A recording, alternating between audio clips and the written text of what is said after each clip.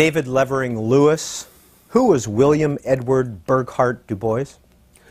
William Edward Burghardt Du Bois was a multifaceted American personality, a leading intellectual, one of, I think, the towering intellectuals of the 20th century. He was, I think we would say, a public intellectual in the best sense of the word, in that his ideas were engaged in the warp and woof of American politics and society. And so he was one of the co-founders of the National Association for the Advancement of Colored People, and the author of that iconic collection of essays under the title The Souls of Black Folk, a sort of manifesto at the top of the 20th century of civil rights aspirations of people of color. He was immensely complex, surely. You might say that every decade he seemed to reinvent himself, from a radical to an elitist to finally a socialist and an advocate of world communism. He expatriated himself at the end of his life and ended his days in Ghana as an exponent of the movement that he had in fact inaugurated at the beginning of the century, Pan-Africanism. So you can say that he is whatever you would like to say in many ways, although underneath those changes and iterations was, I think, his Calvinist demand that America live up to its potential. You talk often about that in your double biography of W.E.B. Du Bois, about his Calvinist discipline. What do you mean by that? Well, he grew up in the mountains, the hills of New England, in the Berkshires of Massachusetts, southern Massachusetts. It was a classic New England environment where duty and where morality and where high performance and standards were simply in the atmosphere. He was nurtured in that crucible. And throughout his life, he held himself and his friends and his advocates to a very high bar of performance and of authenticity. When did he really make the scene? When did he become well known? Yes, I think 1903. I think that was his star moment when, seemingly out of nowhere, came that collection of essays, The Souls of Black Folk. Highly controversial because at that time, the spokesperson for the African-American community was the famous Booker T. Washington. And there was a kind of consensus that the racial problem in the United States had a solution. The solution had as its rubric the Supreme Court decision of Plessy versus Ferguson, which said that separate but equal was a viable way for the society to move ahead. Du Bois vigorously dissented and critiqued Booker Washington quite famously, and said things like the problem of the 20th century will be the problem of the color line, a tagline that I think anyone knowing anything about Du Bois is familiar with. So 1903, he's off and running. How did his relationship with Booker T. Washington evolve? Clangorously, you'd say. By 1910, they have reached the point where they are irreconcilable. In many ways, it was a dispute that could have been negotiated, perhaps. That is to say, there might have been an understanding on Du Bois's part that Washington, for better or worse, was speaking for a Southern situation which had some limits within which changes were possible, while Du Bois was representing, as it were, the future, the industrial future, the North, which would increasingly inform the politics of the nation. Some recognition of that might have softened the critique that Du Bois offered of Washington.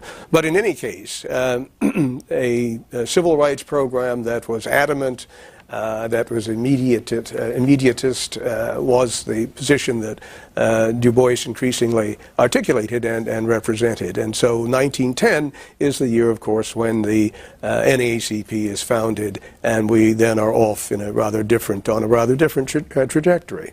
And how has Booker T. Washington been treated in history? Well, he comes and goes. He waxes and wanes, and there seems to be a correspondence between his prominence and the political culture of the time. I think when Republicans occupy the White House, I think he is more favorably looked upon, and the converse is true generally when Democrats occupy the White House. There's much more to the story than that, and I don't mean to suggest that his critics and his advocates are entirely reactive. My voice is a little creaky. But certainly the responses are impacted by the political dynamic of the quadrennial political dynamic, you might say. When did you meet W.E.B. Du Bois? I remembered the meeting as I got into the research for the book, and remembered that when I was in my teens, maybe 10, my father presented me, and I think that would be the word, to Du Bois at a meeting of a professional society meeting in Wilberforce, Ohio. And I do recall that he asked me a typically Du Boisian question, which was, what are you going to do with your life? And you were 12? I was 10 or 11 or 12. I have no idea what the answer was, but of course I say with some irony in the preface to the first volume that I now have the answer to the question. Which is? Which is to spend part of my life in his life. Good afternoon and welcome to In Depth. Our guest is David Levering Lewis, author of about 8 books, editor of a couple more. These are the Pulitzer Prize-winning volumes, W.E.B. Du Bois bios. Here's the first one, 1868 to 1919, Biography of a Race, and that was written in 1994. W.E.B. Du Bois, The Fight for Equality and the American Century, 1919 to 1963. In between these 2 volumes, he edited the W.E.B. Du Bois Reader, and that was in 1995. And he's not spent all his time writing about W.E.B. Du Bois, even though you can see a lot of it was spent doing that, but he's got several other books. His most recent is God's Crucible, Islam and the Making of Europe.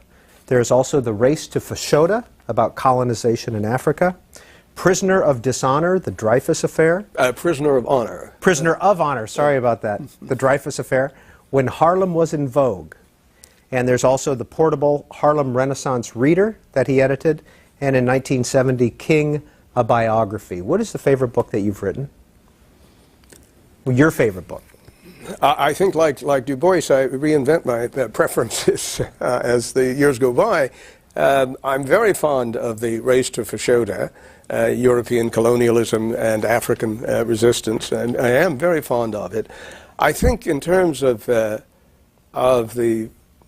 having your pen just zip across the page as though you were operating a Ouija board, it would be When Harlem Was in Vogue.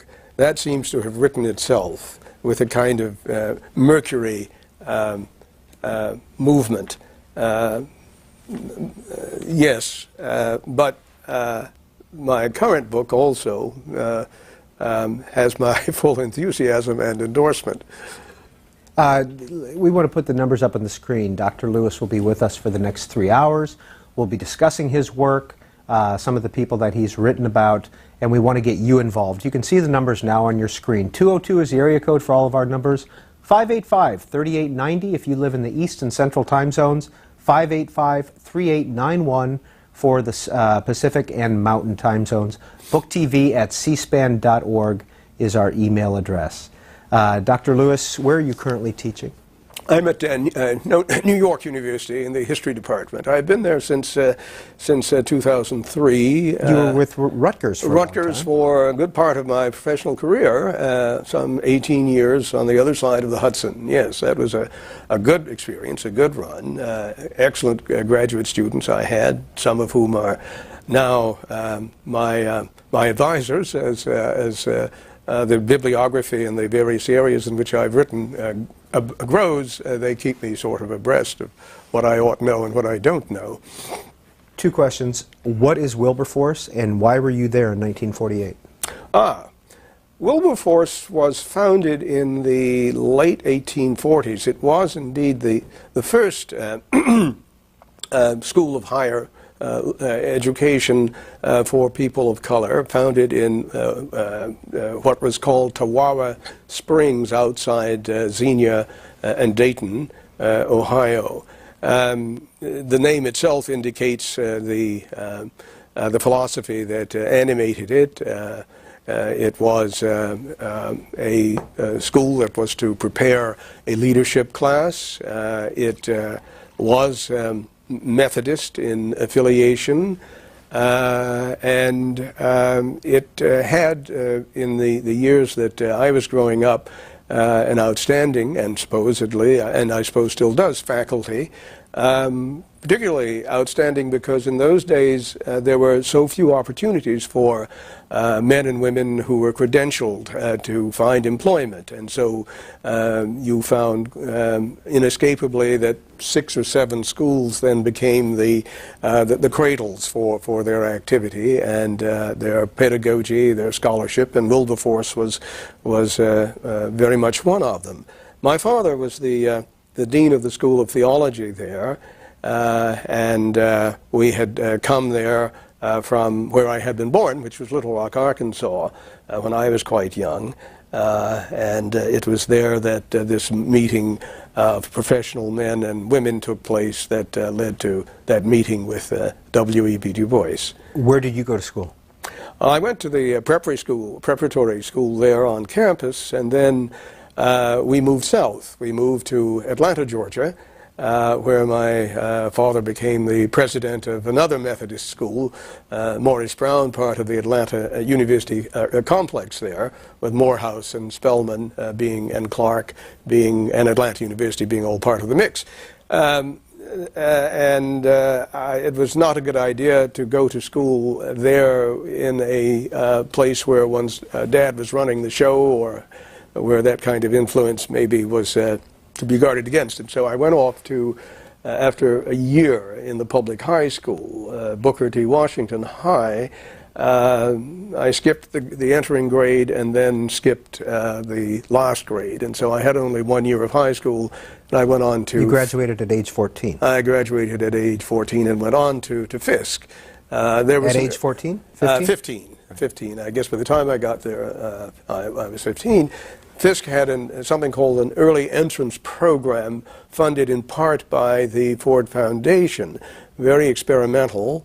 Indeed, I believe it's fair to say that the SAT examination, the model for it, was the examination to enter Fisk. It was highly competitive, subventioned. Students came with full fellowships, and you could finish in 3 years or 5. And that represented the influence of the Chicago paradigm that Robert Maynard Hutchins was famous for, where you proceeded at your own warp speed. I was a bit slow. It took me 4 years, and went on from there. Atlanta University, big W.E.B. Du Bois connection. Very much so. Du Bois made his mark there. He wrote one of the most important books in American historiography, certainly, Black Reconstruction in America. deeply animated by a Marxist interpretation, lens, which at the time was a bit controversial and troublesome. Today, surprisingly enough, it seems to be simply a very wise lens onto a critical moment in American history. How long did Dr. Du Bois teach there? He taught there at the beginning of his career in 1899 until 1910, and then he returned after he departed from the NAACP in great controversy to Atlanta University in 1933-34 and stayed there until the trustees asked him if he would kindly depart in 1944. He got a job offer from Tuskegee at one point? He from did. Booker That's T. Washington? yes, and what might have happened, that offer from Tuskegee came just after he had accepted the offer to teach at Wilberforce. And being an honorable man, he had no thought of taking the better, what might have been thought to be the better offer. And off he went to Wilberforce. Had he gone to Tuskegee, we would have had certainly a different dynamic at play. Dr. Lewis, how well known was W.E.B. Du Bois during this period, 1900 to, let's say, 1919? Was it a household name? Was he known in academic circles? A bit of both. And in the African-American community, after 1903, certainly a household name. By 1910, without a doubt. By 1910, his celebrity or his impact had become fairly national, I think, in two senses. That those who knew him said, we applaud this man's program and the way in which he presents his arguments, and those who said, we deplore his arguments, as he is a great bestower of mischief, and we'd like to hear less of him. But one way or the other, yes, he had a considerable celebrity by 1912. Let's say, would members of Congress know who he is and have an opinion about him? Well, that's a question you would ask today about congressional knowledge and information, and you're never quite sure what knowledge is shared by our Solons, but it would certainly behoove them to know the name, yes. How was his popularity or renown compared to Booker T. Washington's at the time? Well, Washington was the strong horse. He was the person that the establishment preferred to hear and promote. Although in 1908, with the terrible race riot in East St. Louis, and in I'm sorry, I'm getting ahead of myself. It was in Springfield, Illinois. We have a number of race riots we can choose from, but this one in 1908, in the place where the emancipator was interred, that shocked the nation, and it shocked the philanthropists, the philanthropoids, I've called them, the sons and daughters of the abolitionists who had until that time supported the Washington program and the Tuskegee enterprise. And they suddenly, many of them said, oh my goodness, what's happening is that the racial problem is no longer a regional problem, it's moving north. The migration of African Americans north was coming, and those looking ahead said the solution that Washington proposes is increasingly going to be deficient. And Du Bois is really speaking to the America that's suborning. And so they began to shift their support, most notably Oswald Garrison Villard, the mogul of the media, the owner of the Nation and of the New York Post. At the time, he gradually supported Du Bois. Why was there a spate of race riots at that point, during the 1900s, 1910? It is its economic demographics, in fact. The industrial vitality of cities in the north brings north African Americans, cheap labor, and that changes the composition of neighborhoods. And these people run up against the immigrants coming in from various places in southern Europe. There it becomes, or is perceived as is so often the case, a zero-sum competition. What you get, I lose, and in that kind of friction, you had this explosion in Springfield, to be followed by other tensions, less sanguinary, but equally perturbing. Who was Nina Du Bois? Nina Du Bois was Mrs. Du Bois, a lovely student Du Bois married, whom he taught at Wilberforce. She was dutiful and dedicated, and I must say underappreciated. And I say that because Du Bois was, for his time, a feminist. Some of his essays are remarkably emancipated, enlightened. When the issue was votes for women, Du Bois went beyond that and said, of course, votes for women, but more than that, the right of women to control their own bodies. That was not a position that most men at the time endorsed. Du Bois did. With Margaret Sanger was at the forefront of issues that today we take as simply for granted as blue plate feminist issues. But on the other hand, when it came to his domestic situation, Du Bois was a very Edwardian husband. The abilities of dear Nina, which I think were substantial, were never nurtured as Du Bois moved about changing the world and meeting people who were at his level of culture and intellectual acuity. And so she became the dutiful Hausfrau.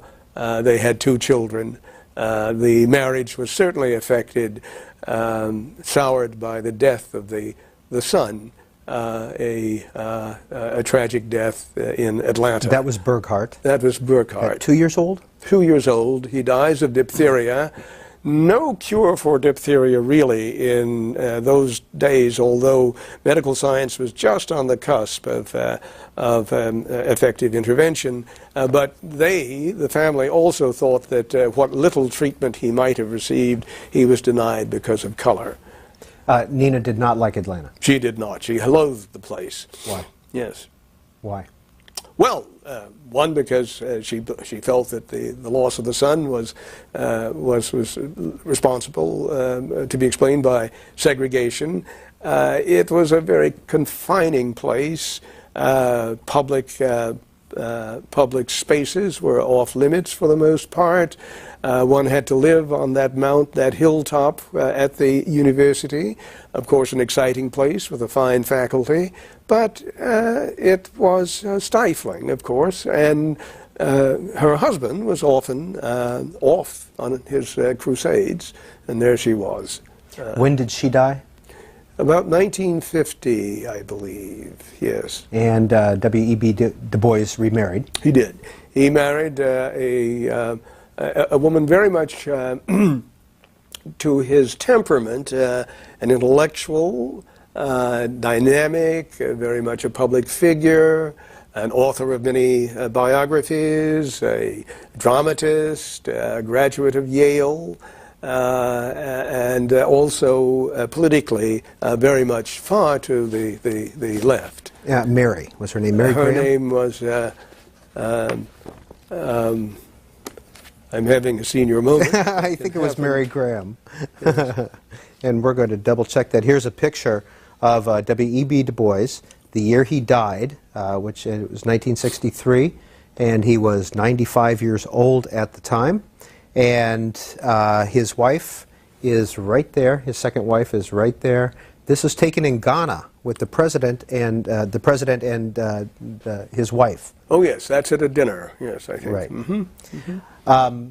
Final question before we go to calls. You divided this Shirley Graham Du Bois. I should Shirley. That's it. Share that name with I don't know where I got our viewers. But you divided this biography into 2 parts, and both Pulitzer Prize winners. But the first part is from 1868 to 1919, And the second part, 1919 to 1963. Why 1919?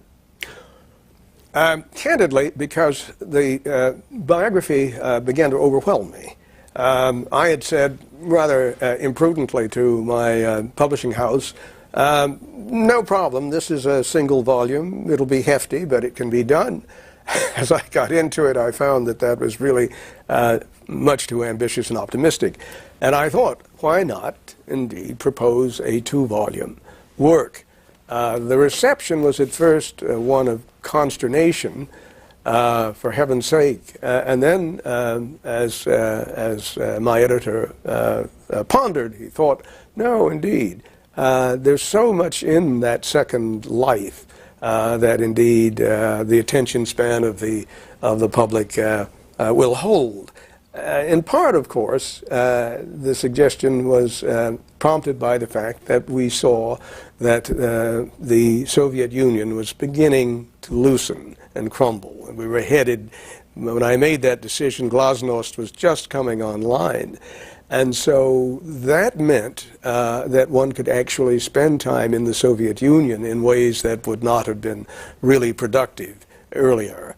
And so for a combination of arguments, it was decided that to split the life in about the 50th year, since he lived just shy of a century, that made a lot of sense. Did it have anything to do with the end of World War II? World War I? 1919? That, of course, too, that as well. So you had a kind of a completion in a number of ways in 1919, 1920. And for those who may not know, why was it important to get into the archives of the former Soviet Union? Yes, Du Bois went to the Soviet Union in the late 1920s, and then he returned in the mid-1930s, and then after World War II, his writings became increasingly controversial. And his advocacy of the Soviet Union was increasingly unqualified, it seemed to most people, and that brought certain penalties, like the removal of his passport, and in effect being consigned to the American equivalent of the Gulag, in that the heat of McCarthyism and its aftermath. When the passport was restored in the famous Supreme Court case, which delivered the passport also again to Paul Robeson and others, Du Bois was off to the Soviet Union, where he was embraced and received, treated, lionized, and where he made some of his most global pronouncements, both in Moscow and then in Beijing. And I thought if I could meet the people who were close to him, if I could talk to people who represented the government and what the government's thinking was about Du Bois's presence there, why that would be immensely helpful. And so I went over just on my own with an in-tourist group in the summer of 1988 and met, by good luck, the head of the Soviet Writers' Union at a meeting, and from that exchange came a very, very interesting proposal from the Soviet Writers' Union Directorate. And they said, you know, Professor Lewis, we see you are wearing an interesting blazer. Where did you get it? And I said, it was in the middle of my spiel about Du Bois and my need to return. I said, it's Brooks Brothers. And they said, Brooks Brothers is near your university, is it not? Yes, I said. And I said, well, you know, we would like a relationship between Rutgers and the Soviet Writers' Union. I said, well, this quite goes beyond the compass of my visit, gentlemen, and authority, but I would certainly be honored to take your proposal back to New Brunswick and to my president. I did.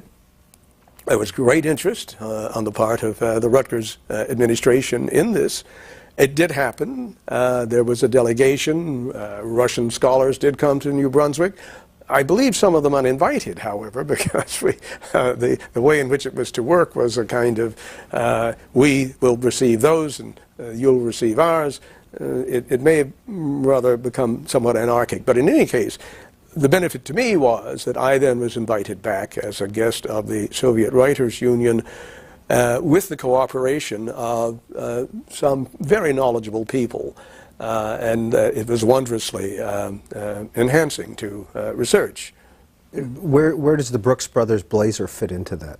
What did I miss? Yeah, it seemed to suggest shopping tours on the part of the apparatchiks.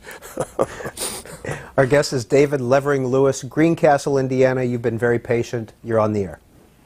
Yes, thank you for taking my call, sir. And Mr. Lewis, it's a real pleasure to be able to talk to you. As a young PhD, your output as a scholar is inspiring. Thank you. I wanted to ask, I'm really interested in the intersection between creative writing and African American history, and I feel that W.E.B. Du Bois would make a great literary character. So I want to ask you if there was is there a narrative line or segment of his life that would really work well as a novel or as a dramatic story? You're asking if there's a novel in Du Bois's life? He said his life would really work well, like as a story, sir. Well, I would think so. I've resisted all attempts at fiction, and so this is a little bit beyond my expertise. But yes, I think a life as extraordinary, as protean as this. I've not talked about the fabulous friendships that Du Bois acquires, many of them women of extraordinary capacity and achievement, and many men indeed as well. Many disappointments in that regard. Yes, I would think that a novel about an intellectual is possible. It's always a bit dicey to do that, but I think his life has a saliency and a variety, and indeed a private dimension as well, not so well known, which brought together would make a powerful read and would illustrate some major things about American life, I think, about what it takes to achieve. Let's stipulate that Du Bois is a genius, whatever that is. It is oft times a given, but that innate quality certainly needs nurturing and support. And Du Bois's odyssey through Fisk and Harvard and the University of Berlin would be illustrative of the difficulties of performing at the top level, and at the same time the rewards for doing so. There were many instances of sharp disappointment in Du Bois's career, and yet he overcomes them. Some he overcomes because of the people who believe in him, and some he overcomes simply because he demands that they rally to his assistance. I'll just think of one, and then perhaps that will suffice. As you know, when he finished Harvard, he wished to study abroad. There was a fellowship, the Slater Fellowship, expressly constituted to make that possible. When he applied, he was declined.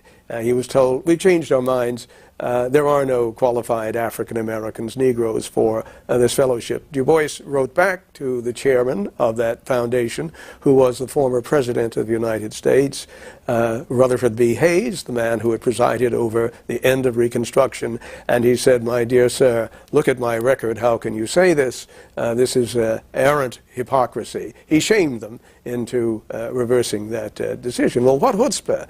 He's just finished his degree at Harvard, but off he goes. And so, yes, as a novel, this is the stuff of a page-turner, I think, if you can do fiction that way. What did W.E.B. Du Bois mean by the talented 10th? That has been such a controversial concept through the years of interpretation. What I think he meant was simply, again, it goes back to that Calvinism and that business about to some much is demanded. It was simply that those who have the advantages of education and situation, there is the obligation, the categorical imperative of leadership. And it is the leadership not of celebrity or the leadership of self-enrichment or parochial gain, but to lead others forward who don't have those advantages. Now, many have seen that as in the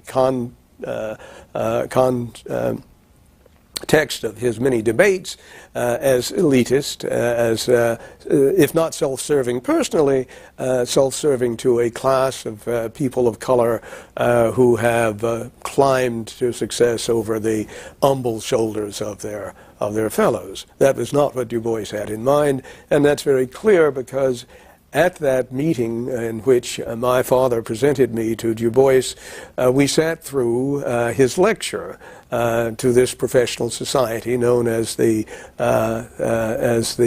Sigma Pi Phi, or the Boule, made up of doctors, lawyers, teachers, preachers, and what have you. And there he abjured his concept of the talented tenth by redefining it as the concept of the guiding hundredth. And that guiding hundredth would be prompted by the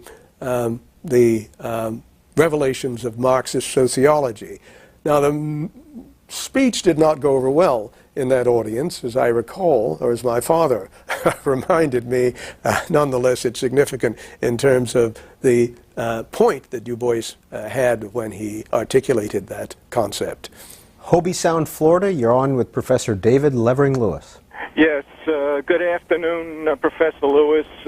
Before I say what I want to say, what I call to say, I have to really say that your characterization of withholding of Professor Du Bois's passport and comparing it to some kind of an American gulag was more than a little over the top.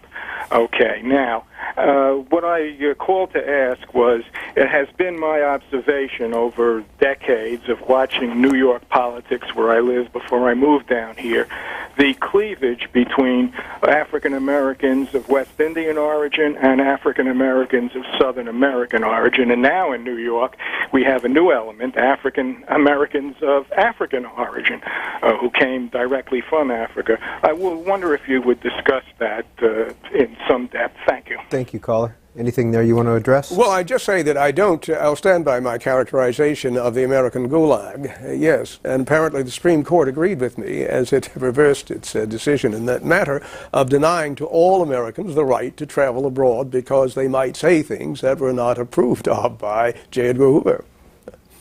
Texarkana, Texas. Good afternoon. Professor Lewis, an honor, sir.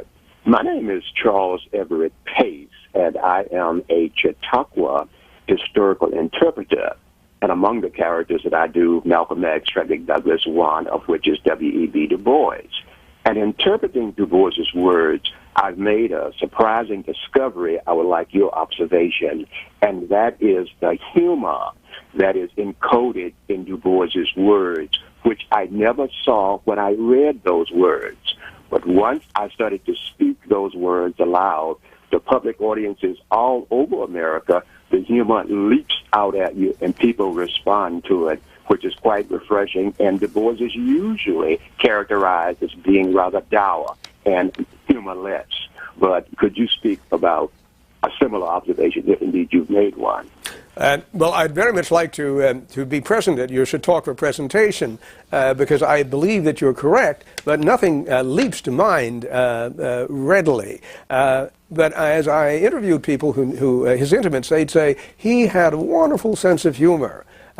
He, in intimate surrounds, was just a great joy, and he had irony, of course, you would expect that, but he could sometimes be pretty ribald.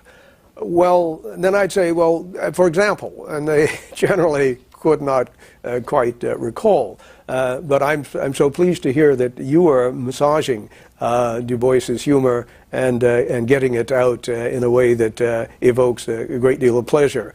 Because indeed it is there, and I'll think about your question and probably do a better job of answering that or thinking about it. Where did you do your research? For Du Bois? Yes. Yes. Yes. In a number of institutions at Yale, it's wonderful Beinecke with the James Weldon Johnson collection at Harvard with various collections there, at Fisk, so that you get the idea that really there are many places to go. The Freedom of Information Act, of course, used to be, still is, though we have to wait longer, it seems, these days for its usufruct. It was invaluable. And then, of course, the Soviet Union, where extensive travel was possible, so that I went from Moscow to Kiev to then Leningrad to Tashkent, meeting people along the Du Bois route.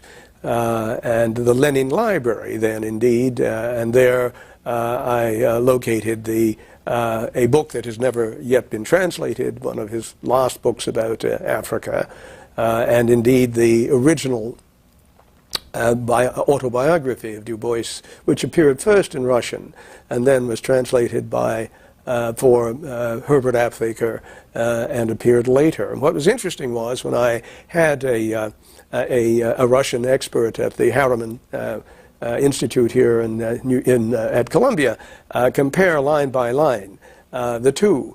A number of excisions were made by the Soviet editor. An example was that Du Bois talks about growing up in a household in which there was a bathroom. The Russians apparently thought that for the exponent of proletarian advancement, it would be better if he not have indoor plumbing. Next call for Professor Lewis comes from Houston, Texas. Go ahead, Houston.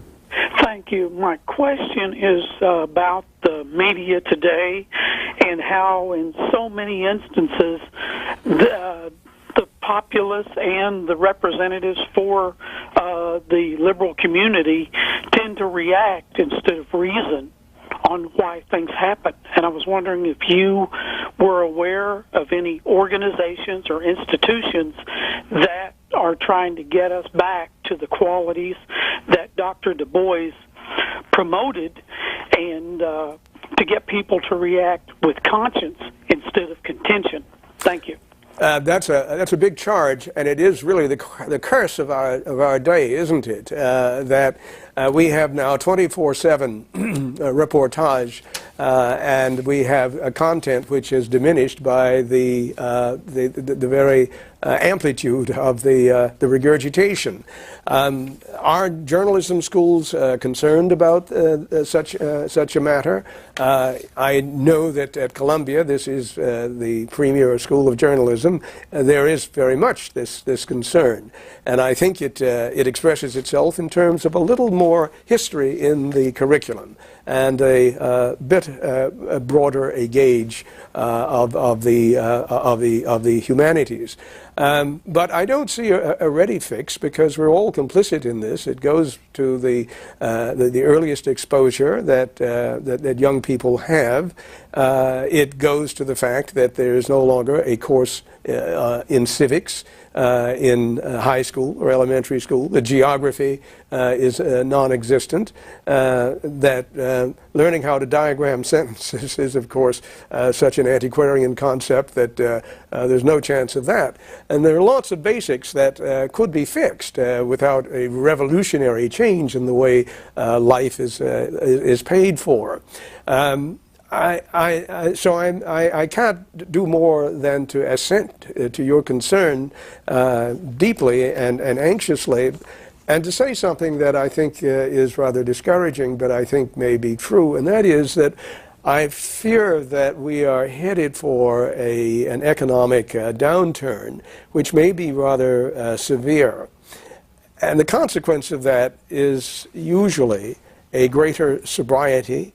There is less of less, or there's less of less when that happens. And it may well be that Americans will, in the urgency of the situations that impact their lives personally, be far more receptive to messages that have some gravitas.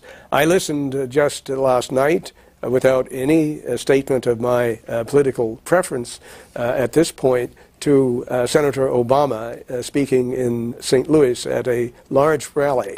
And that was his message, in part. And that is a message that I think one would like to hear more of. I hasten to say the seriousness of education and of the failures of No Child Left Behind and the excesses of the media are concerns shared indeed by other Democrat candidates for the presidency. So it's a serious matter because amnesia is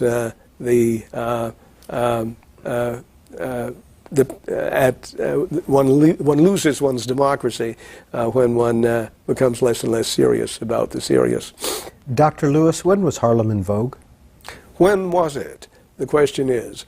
Well, the title was difficult to come by.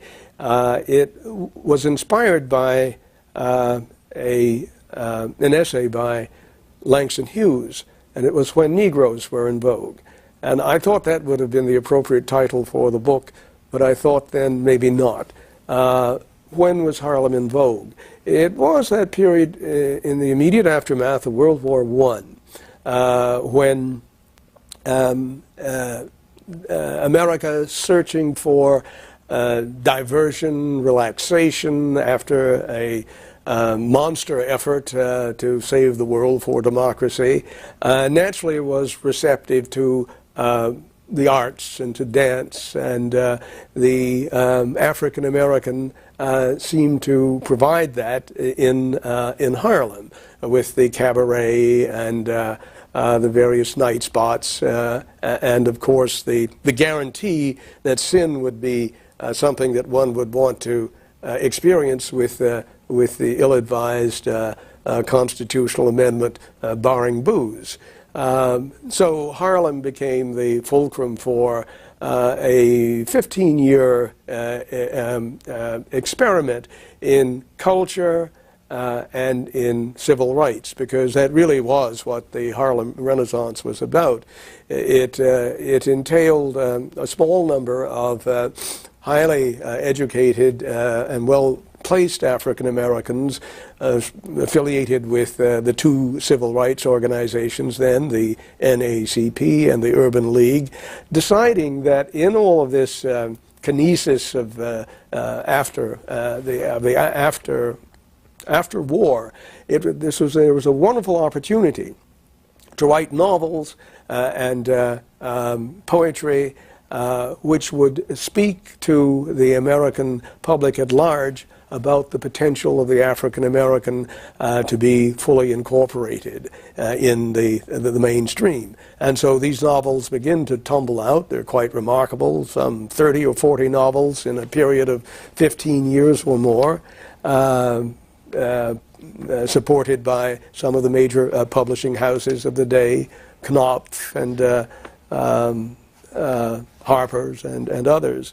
I called the Harlem Renaissance and this period of vogue the time of civil rights by copyright, because to underscore the real strategy underneath the artistic efflorescence of the period.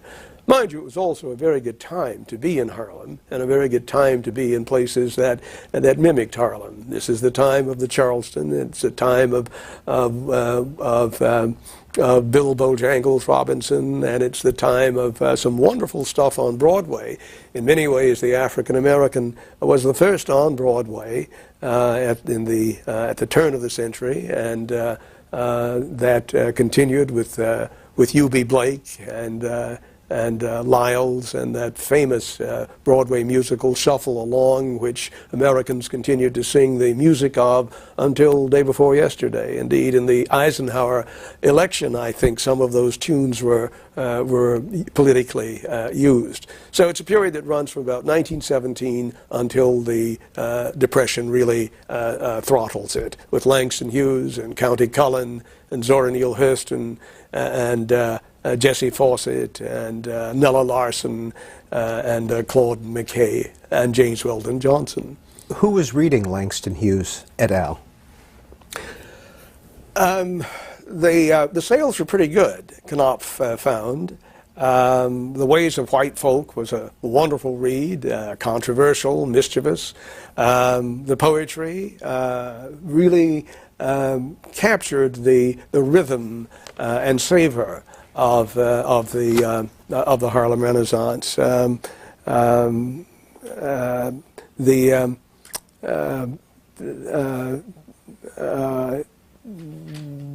Yes. I was trying to think of some of those poems, but I haven't rehearsed myself lately. Next call comes from Spring Lake, North Carolina. You're on the air. Good afternoon.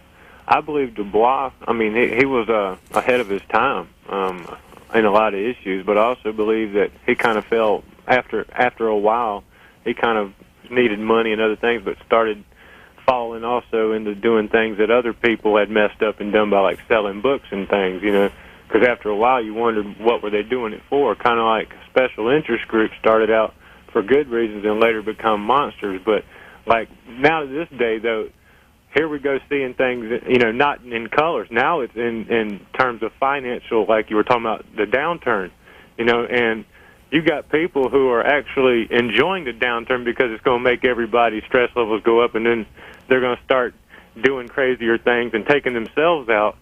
The rich people are looking at it as, I don't know for sure, but maybe population control. They tried to start a war and get us to go over there and do that. We didn't go. Caller, where are you going with all this? Well, where I'm going is he would probably see it now as an economic thing instead of race, and maybe if we just would let the economy just maybe go ahead and collapse, then that would free us all from all of this. Maybe he would probably see it as. Thank you. That's an interpretation that I find so perverse that I think that I would not attach Du Bois' views to it. And why is it pronounced Du Bois and not Du Bois, as that caller? Well, it was his right to do so, like Roosevelt, not Roosevelt, or Bernstein, not Bernstein. He said, it is an American name, it is Du Bois. His father was of Haitian ancestry and would have pronounced, and probably did pronounce his name Du Bois, but he did not. Bridgeport, Connecticut, good afternoon. Hi, hello. I'm sorry. Thank you. Thank you for C-SPAN, by the way. I'm sorry. Actually, I have a question about Dr. Du Bois' thoughts on the state of race in America, particularly the idea that of black scholars and black intellectuals who try to pursue heightened intellectual faculties, yet to the white community in America, many of these same ideals that black scholars try to pursue are often, as Du Bois put it, to paraphrase him, twice-repeated ideals that essentially Americans, white Americans generally, particularly youthful white Americans, don't wish to hear over and over and over again, and so they push and squelch to the side, whereas black scholars who haven't been intimated with these higher ideals try to pursue them, and then they're essentially told that they're being ignorant and somehow lackadaisical in their study. Du Bois also discussed the idea of, as a result of all the incredible amounts of strain and stress that black Americans in America face, that somehow they should not, as Du Bois put it, be expected to compete. Given those two ideals, where did Du Bois see the final end game for African Americans really lying? Thank you. There's a bit of a mix in what you've said, and I think it would take some time to extract the various points and respond to them. But your last point, where did Du Bois think things would head from the point of view of the enterprise of scholarship? I think that's maybe what you're getting at.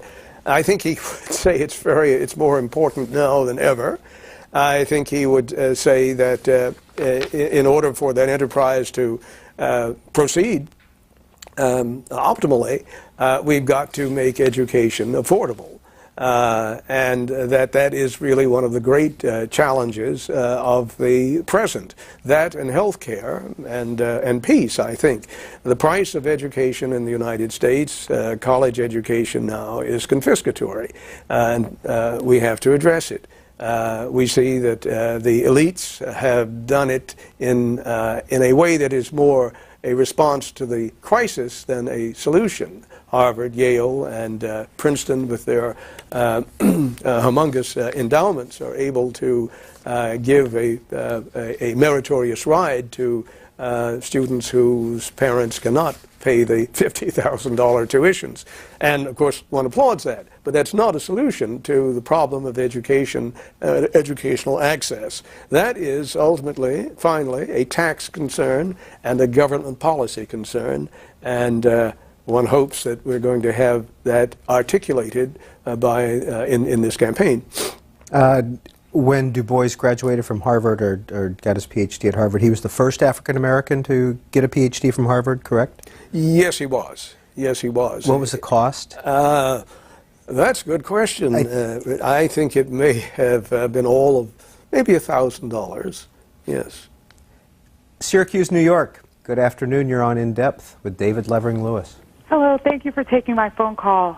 Professor Lewis, I've recently started reading a book which focuses on some of Albert Einstein's social activism, and one of the kind of first descriptions in the book is a communication between Dr. Du Bois and Dr. Einstein.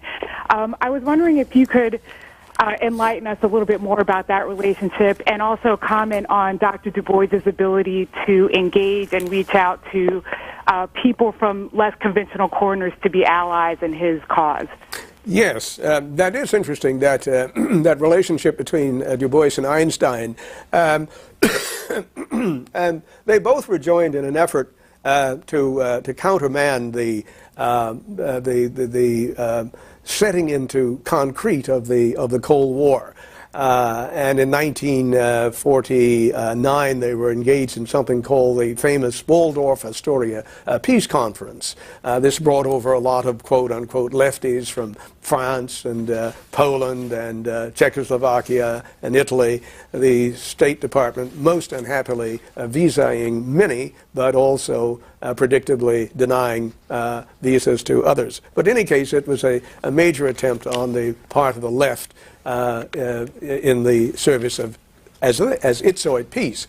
Now, the exchange between Du Bois and Einstein is really a biographer's missed opportunity, in a sense, because when Du Bois was indicted for under the Smith Act as an unworthy American in 1952 and tried in federal court, Albert Einstein had agreed to be a character witness.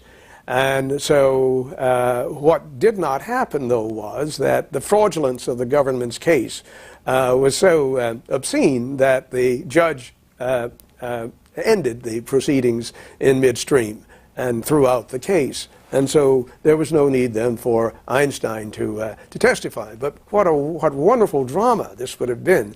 Du Bois making his statement from the witness box, and then Albert Einstein and his comments. This would be American drama of the best democratic vintage. And so I'm sorry it did not happen. But it does reflect the collaboration between men and women of goodwill, irrespective of their formal allegiances to various politics. Where in New York do you live? The Upper West Side, as a friend of mine calls it, the Republic of the Upper West Side. But we leave as often as we can and spend extended weekends, and when I'm really in a writing seizure, more time than that, in Dutchess County, outside Rhinebeck. Well, we have a quote here I want to read to you and get your response to. It's by Ruth Ann Stewart. For David, writing is such an unforgiving thing in that it's being alone, it's concentrative, and David has an extraordinary ability to concentrate and just keep things at bay. I could go by his study and say the house is on fire, and he would say, yes, dear, and keep on writing. Well, this, of course, comes from my wife, and it is not entirely true. However, there have been times, I'm sure, when a conflagration might have gone unremarked by her husband.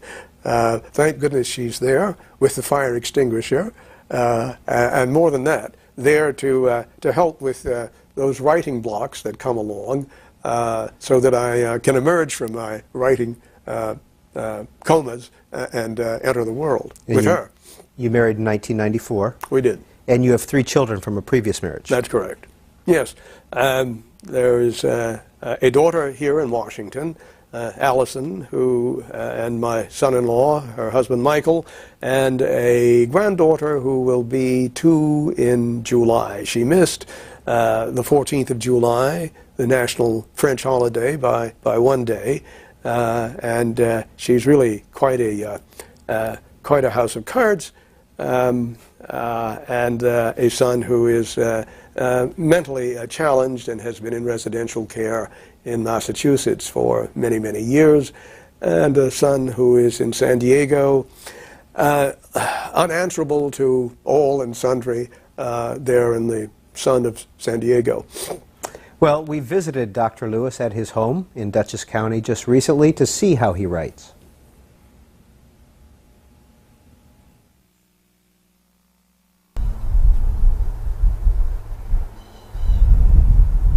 Door to door from my apartment in Upper Manhattan here, 92 odometer miles.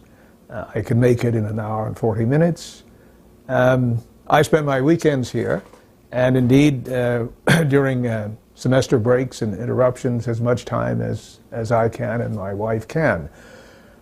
We came here about 5 years ago. We've been careful not to invite too many of our friends up. We find that many people take or bring Manhattan with them, and that seems to me to be counter to the whole point. And so we are rather misanthropic. We're headed for the writing cockpit.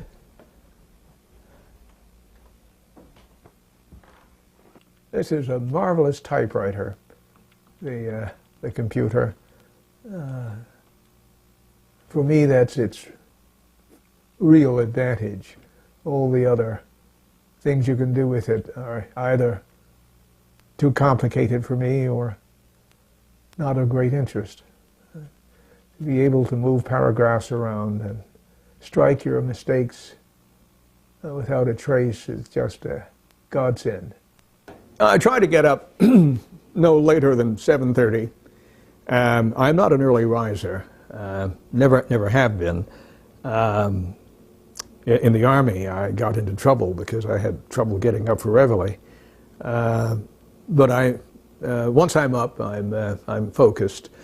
Here, it's off to the local deli for the Times and the Wall Street Journal, and they mostly always arrive. Bring it here. Either I make breakfast, or my wife does, or we collaborate, and I read the papers. I'm finished by 9, I'd say, and then into the study, and it takes me about 10 minutes to sort of fumble around and remember where I left off, what I will not have remembered in my sleep, as I often go to bed and I say, well, I'm not going to forget this. I note to myself. But 9:30, 10, I'm writing. And I write until about 2. And then we have a wonderful park here about 2 miles away, Wilcox Park, and it's just wonderful for walking. But it's too far not to have to take the car. But I often do drive over, and we walk together for about half an hour. But if the weather's inclement, or if I decide not to take a walk, then I do the treadmill, half hour of that.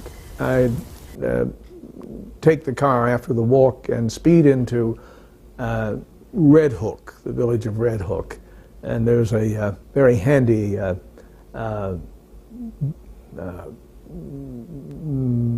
restaurant there, and have something light, maybe a salad, back, so that by 2:30 or 3 o'clock I'm again writing. And that will go on until about 6 or 6:30. Sometimes I press the envelope until about 7, but not beyond that, because I don't miss ever, if I can avoid doing so, the Lehrer show at 7, and I get the depressing news of the day. I have an old-fashioned way of writing. It's certainly not very efficient, but for me it works quite well. And that is, I make notes in longhand in notebooks like this of everything I read. Here are, in fact, the notebooks. Now, one is missing. Who knows where it is? But there should be 5 notebooks for the book that has just appeared, the God's Crucible, Islam and the Making of Europe, 570 to 1215. I see this is Richard Fletcher's book, The Quest for El Cid, which was obviously useful, writing a book about Al-Andalus. And what I do is take these notes in handwriting that is still legible. I don't know what I'll do for the next book, because my handwriting has deteriorated rather speedily lately, but I can make this out. And after I've taken notes, I come back and I, in very colored pens, then itemize what I think is really quite important here, so that I can, just when I open a book, say, okay, what's this about? It rejects the 11th century thesis. And what would that be about? Well, it seems that there's a debate amongst literary scholars about some aspect of the Chanson de Roland. And that would be very important, I suppose. So there we go. Here is Itzhak Bear's History of the Jews in Christian Spain. And once again, in meticulous note-taking, with a system here that this notebook, which is number 1, and each page is numbered, and so as I write, I put brackets in, and this would be then notebook, it would be just 1/55, and then it would be, if I needed to keep, it would be 56. And so all of that is bracketed in the chapter. And then when it comes time to make sense of all this, get the endnotes up and translated, I would simply go back and cite Bernard Lewis, the Middle East, and the particular document of relevance would have been on page 55, and I guess it would be, say, right there, page 43 of Lewis. And I've always done that. This is the 9th book, and I've used this system. And when I am in the presence of people who have their laptops plugged into, say, the Wertheim room circuitry, and are just typing away, I'm envious, but I can't replicate what they do.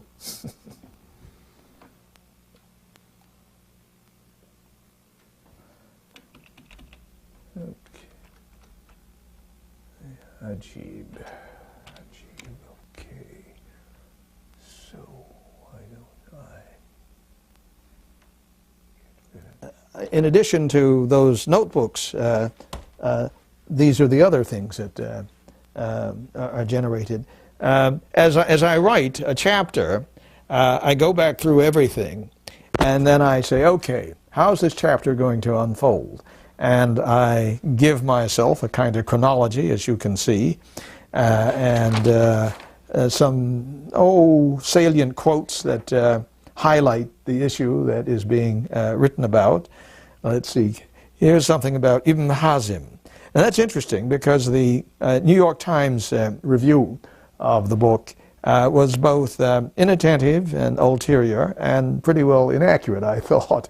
And in that review by Eric Ormsby, he said, "Oh, he's got it completely wrong about how to render the significance of a book called The Dove's Necklace, the Tok al-Hamama by Ibn Hazm."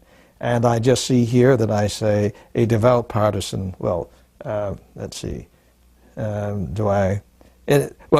not so much talking about the book. I'm just noting that, of course, Ibn Hazm is famous for having written this, what would it be, kind of primer for lovemaking in the 10th century.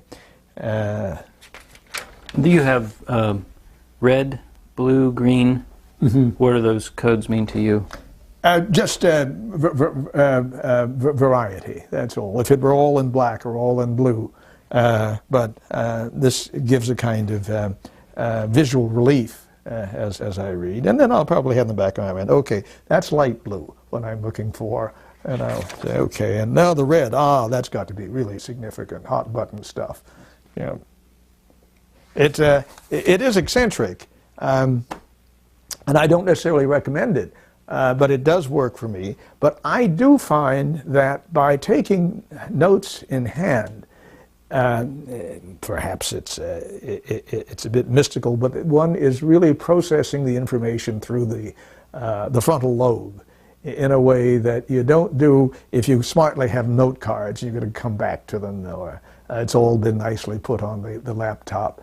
I just find that writing this stuff out, you are in fact taking what they've said, and you're repeating it to yourself with your left-hand cursive, and that is useful.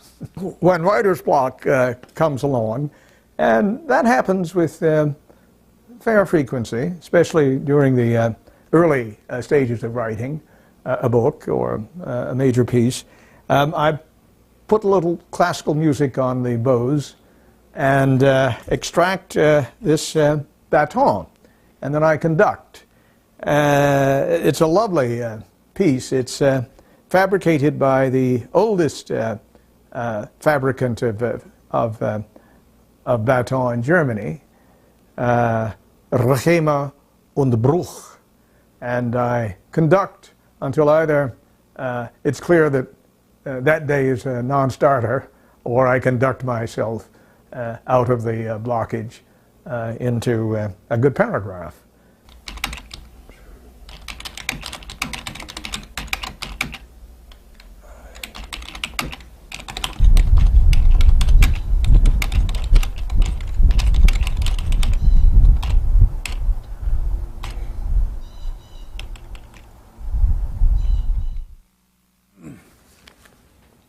And we are back live with Dr. David Levering Lewis. This is In Depth on Book TV.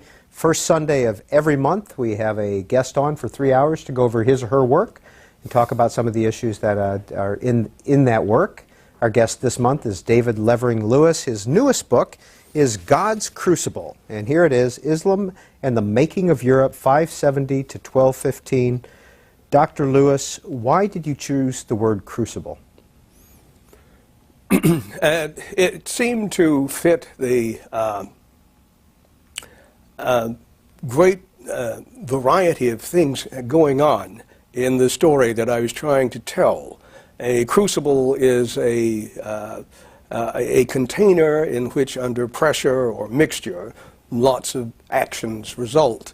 And I think that's a pretty apposite description of a book that traces the rise of Islam in Mesopotamia to its moment of arrival on the European continent, and then the increasing confrontation between what becomes Europe and what is Muslim Spain up to the top of the 13th century. Two questions. What is Mesopotamia? It literally means between, between the rivers, Tigris and Euphrates. And so we're talking Iraq and Syria and Lebanon and Iran. And why is it that... And Saudi Arabia. Why is it that Islam did not make it up past Spain?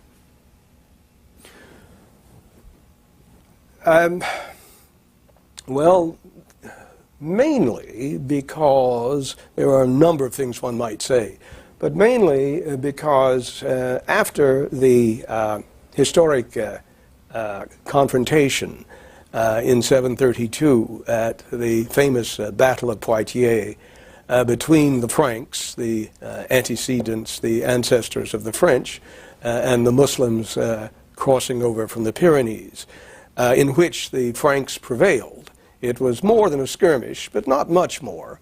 And from the perspective of the Muslims, it was really no big deal, a speed bump in the jihad. And they came again. That is often ignored, again and again. And by 740, under orders from the Caliph in Damascus, they were about to descend again from the Pyrenees in huge numbers, with occupation duty very much in mind. What didn't happen, though, was that event, that incursion, because of an uprising both in Al-Andalus, Muslim Spain, and in the Maghreb, North Africa, of the Berber population. That's a rather complicated story, but it had to do with a tax revolt on the part of the Berbers, and also their feeling that they were being treated as separate but equal members of the Dar al-Islam and the Dar al-Arb, the House of Islam. And that uprising there in Iberia and North Africa caused the Caliphate to lose control of that part of its empire and of some of its best shock troops, the Berbers. And then came, soon thereafter, by 743 or 4 or 5, great perturbations in far eastern Iran, Khorasan. And by 750, the Muslim Empire had changed dynasties from the Umayyad Caliphate, which had ruled from 660 to 750, to the Abbasids, which would rule from 750 until about the 13th century. And the center of the Muslim Empire would shift from Damascus to a completely new city built in the blink of an eye, Baghdad. Well, that the Muslims had their hands full. And so the resumption of the jihad after 750, after 760, confronted them with a Europe that had pretty well begun to knit together under the hegemony, the leadership of the Franks, and that family that had won at the Battle of Poitiers, Charles Martel and his family, which comes to be known as the Carolingians. And so it's for that reason that Islam fails to incorporate the heartland into the Dar al-Islam. Why did you decide to tell this story, write this history?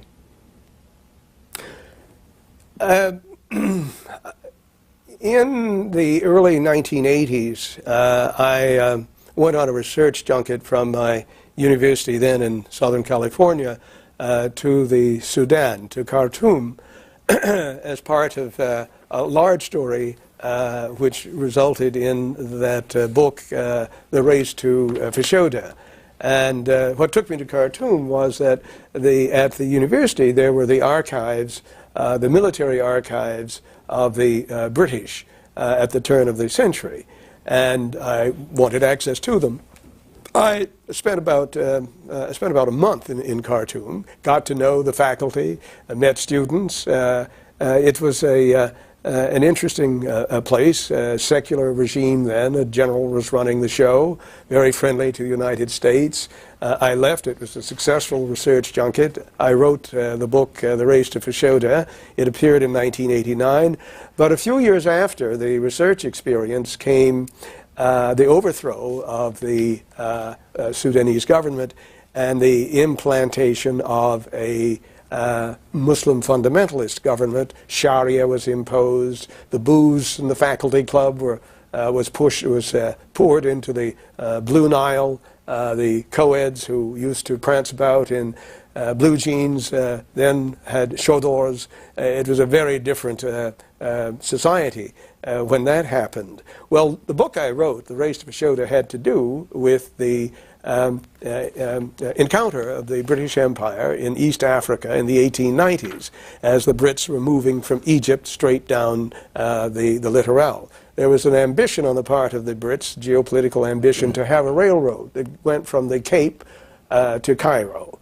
And so the occupation of lots of territory was required. They ran into Muslim fundamentalists, the Mahdi and the Khalifa, and for 10 years the mighty British Empire was stymied. Well, that's what my book was about. Well, then after the overthrow of the 20th century government of the Sudan, I thought, as an American in the 20th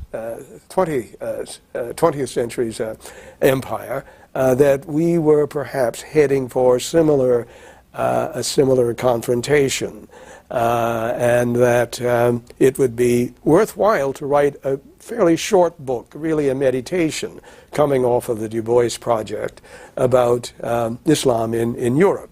And it was then just to be bookended between the arrival in 711 of the Berbers and the Arabs on the Iberian Peninsula, and the date 778, when Charlemagne attempted to invade Iberia and failed disastrously, resulting in a great myth, the Song of Roland, and the beginning of a kind of us versus them mentality. That was my thought. As bombs went off in embassies in the Middle East, or rather in East Africa, the attack on the Cole, and then, of course, the 1991 attempt on the towers in New York. So I felt that something is coming, and we can be sure it's a matter of time. I read deeply. A year later, I left for Morocco on the first leg of the research junket. I always reconstruct the physics, the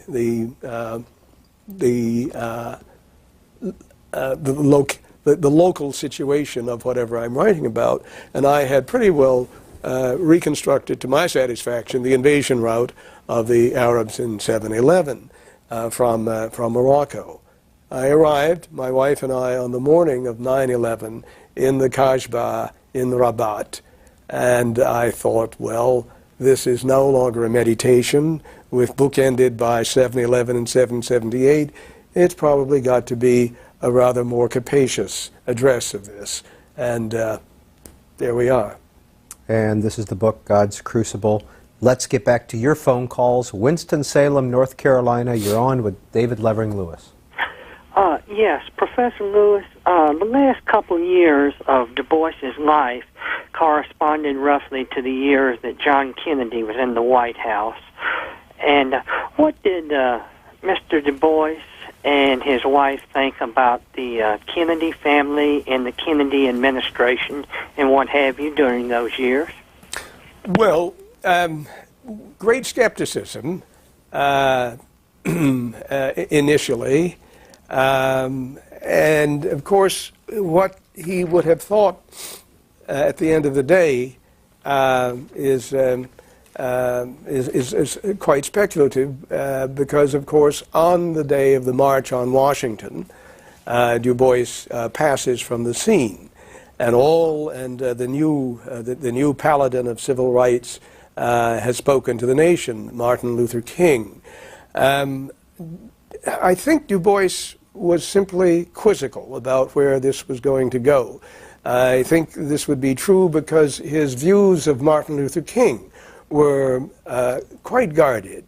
He had decided, first, in the full blush of King's Montgomery boycott success, that this was a new voice with an agenda that he could applaud, that had some real economics to it. But by 1958-59, he had decided that the economic aspect of King's civil rights agenda was wanting. After all, Du Bois now is fully in the corner of international communism, and he felt that so much of the King agenda was cosmetic. So there's a great skepticism. The March on Washington, he watched very closely, but of course he's also passing from the scene, and will not even hear King's address. And so I think skepticism about the Kennedys. After all, the role of the Kennedys was very, very cagey about civil rights. The election, as you recall, had been a very close one. Some believe, indeed, that it had been even closer, thanks to Lyndon Johnson and Mayor Daley in Chicago. But that's a subtext. So there was that, and the judicial appointments, the federal appointments that JFK had made were generally not very promising, and so there is, I think, then a question mark and great dubiety on Du Bois's part about the JFK. And didn't Roy Wilkins announce Du Bois' death? He did indeed. To the march? Yes. To the people indeed. at the march? Yes, indeed. There's a poignant pause in honor of the departed man whose life was responsible, said Roy Wilkins, for making it possible for us indeed to assemble here today. We were talking a little bit about the race for Fashoda. Paul Beck sends you an email. Had the pleasure of reading your work, The Race for Fashoda. Gave me a completely new way to look at the topic of European colonialism. What do you believe are the three or however many most common misconceptions about colonialism in the public imagination? What would you like your readers to remember about the study of colonialism? That it's an unalloyed benefit has been that it brought medicine and brought infrastructure and education and an accommodation of modernity to societies that are less developed. All of that is to some degree true, but to the extent that it is not true, that extent needs appreciating, and it is the negative aspect that really, I think, needs underscoring. The fact that Africa is has borders that are not of its wishing, that make it very difficult for nation states to function as holistic and homogeneous entities is, of course, one consequence. Another is simply the infrastructure. In every African country, you'll see that the railroads go from the hinterland to the coast, but lateral movement is virtually impossible, and that reflected, of course, the fact that these were colonies whose service was to the metropole, and that development has bedeviled African collaboration, economic collaboration. In the cultural domain, I think, as my Race to Fashoda took pains to underscore, African development in a number of places was going full bore ahead, economic, political. Uganda, for example, an intriguing kingdom, tightly organized and developmentally robust. In West Africa, The same would be true of what is today Guinea. And you could find elsewhere the kingdom of today of Ghana or the Gold Coast, where once again you had a political structure which was rational, well ordered, and where economically there was great vibrancy. And all of that is interrupted by what is called the Scramble for Africa, which begins after, of course, the Congress of Berlin in the 1880s. And from that point on, African destinies are hostage to the great blueprints of London and Paris and even Berlin.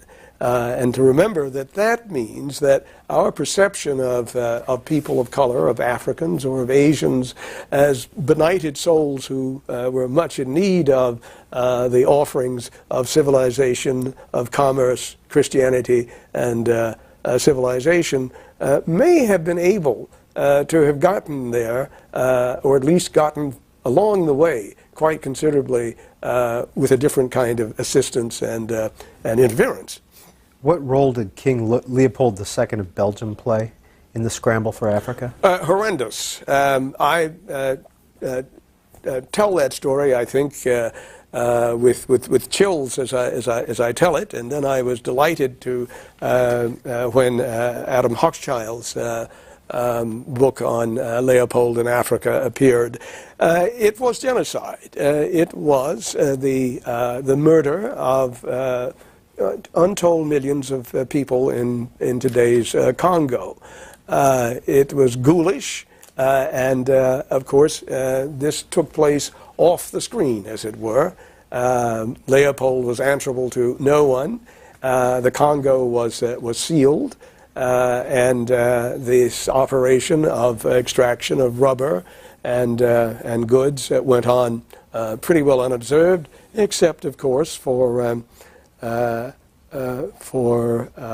wonderful novel, the wonderful novel King Leopold's Ghost, by the Polish writer Heart of Darkness, which of course later on did capture the attention of the reading public, and then one or two gentlemen, Roger Casement, a member of the British Parliament, who also advertised the obscenity of that operation. There was a wonderful arrangement there where Leopold justified what he did by claiming that the Congo was, of course, owned by him, by his association, and that therefore the people were renters, and in order to pay the rent, they needed to exit their villages and sap the rubber, and if they faltered, then of course there were amputations and what have you, because they weren't keeping up with the rent. Just so bizarre, it boggles the mind, and yet it was commonplace. And very quickly, what and where is Fashoda? It no longer exists, the original Fashoda, because of the humiliation that the French sustained at the hands of the British in this race to that place. The agreement between Britain and France was that Fashoda not exist on the map. It is still there. I did not fly to it. I was offered a flight by the Sudanese Air Force to Fashoda. I was a little concerned not about getting there, but about the return trip. And so I elected not to go, much now to my regret. I wish I had. But it's way up the Nile in the Sudan near Nur country, Nur and Dinka country. It's not a congenial place, although with the discovery of oil, the extraction of oil, I imagine that part of the Sudan will reflect in time the income of that source, energy source. New York City, you're on with David Levering Lewis. Yes, Dr. Lewis mentioned that Du Bois's book on Reconstruction was written from a Marxist point of view. So I wanted to ask Dr. Lewis whether Du Bois had a theory of history, implicit or explicit, and does Dr. Lewis have one? Du Bois had a theory of history. I think it was that the problem of the 20th century is the problem of racial injustice, which altered and became the problem of mankind is the problem of greed. That it is the economy stupid. He would have assented to that Clintonian aphorism, and he believed that that the role of government is essential in leveraging the market, and that the market by itself is a great threat to itself and the rest of us, unmediated, uncontrolled, and that a citizenry, informed citizenry, wants a government that is engaged in the play of economic forces. I am not so confident that I want to offer my own theory of history. I find in various places insights that inform the way in which I look at the world, but I don't think I have a coherent paradigm to explain things. Elizabeth, North Carolina, good afternoon. Yes, good afternoon. C-SPAN and Dr. Lewis, a mammoth of a historian. What a great way to start off Black History Month. My questions are, one, in your biography on Du Bois, which I have, I was kind of disappointed with the latter part, and you're dealing with Du Bois' death in Ghana. I felt that it should have been much more comprehensive than which you allowed.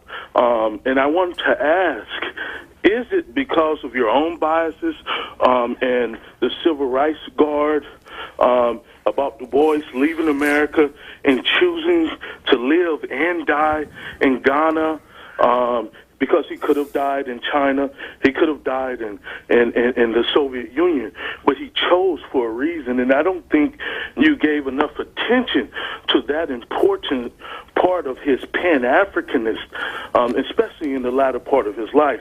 And secondly, I just heard about your book, The Crucible of God. I want to know, and I will get it, if you deal with the African influence of the Moors in Europe. And thank you, C-SPAN. Thank you. You have two questions there. To the first, I agree with what you've said. The ending, the expatriate years are insufficiently treated. That is quite true. If I had it to do over again, I would do that portion in much greater amplitude. And I could tell you why that happened, but let me just say that there comes a point in time when, for a number of reasons, you feel it's time to end a project, and I did with perhaps some regrettable haste. It was not for the other reasons that you speculate about. No, I was not trying to walk away from his expatriation in service to the civil rights establishment. Nothing of that sort at all. It's not a good job, and there you are. And thank you for making that point. The second point, I think I would say yes. I think when you say African input into Europe through the Moors, that's a rather vexed term.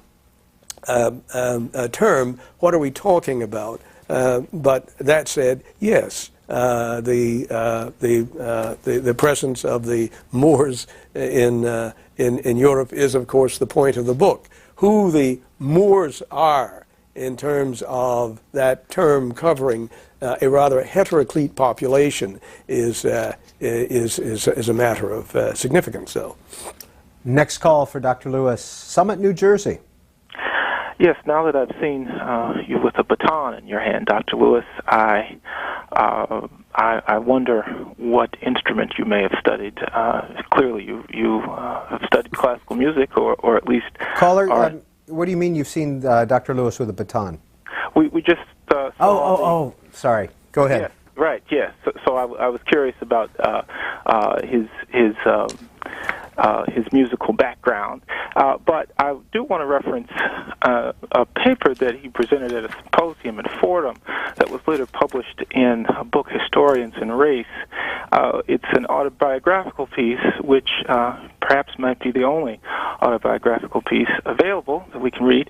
And to speak to the point of inspiration, which is in the air these days, I've read this piece a few times, and I'm always struck by, though you don't describe it as such, the rigor of your formal education and how it relates to your development as a historian, on not just in the early grades in high school, but also through your schooling at Fisk and your talk of Ted Currier, and later on in London with Bill Pickles and so forth. So I want you perhaps to speak to that a bit, and also to... Caller, we're going to leave it there. There's a lot of information. Thanks. I think we have two questions. The first is my musical preparation. It is pretty impoverished. I really can't lay claim to any great capacity there. I suppose I had some violin lessons a long time ago, but that's hardly worthy of mentioning. The other question, though, is to do with I had, in fact, myself not remembered that essay, which appears in a book published by Indiana University Press, in which a number of historians, Eric Foner and Dan Carter, and Darlene Clark Hine and I, and several others, came together to talk about ourselves as historians, which is most unusual. Historians, we're too busy talking about other people and other institutions, and after all, who's interested in us? But we did, and I wrote a piece called From Eurocentrism to Polycentrism, which sort of traced my evolution, in that my earliest preparation was in European history, both in this country and abroad, and then I migrated into African American, and then I returned to European, and now I suppose you'd say I've kind of gone global.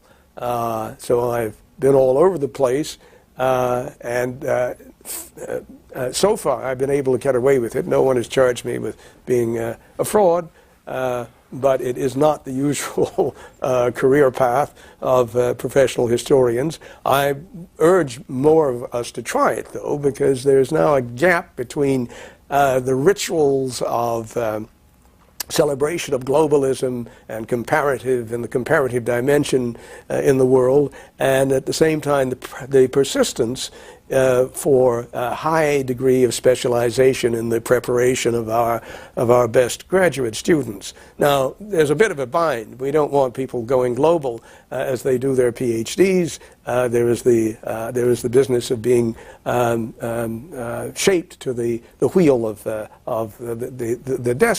discipline. Nonetheless, it is, I think, urgent for those of us who achieve a certain degree of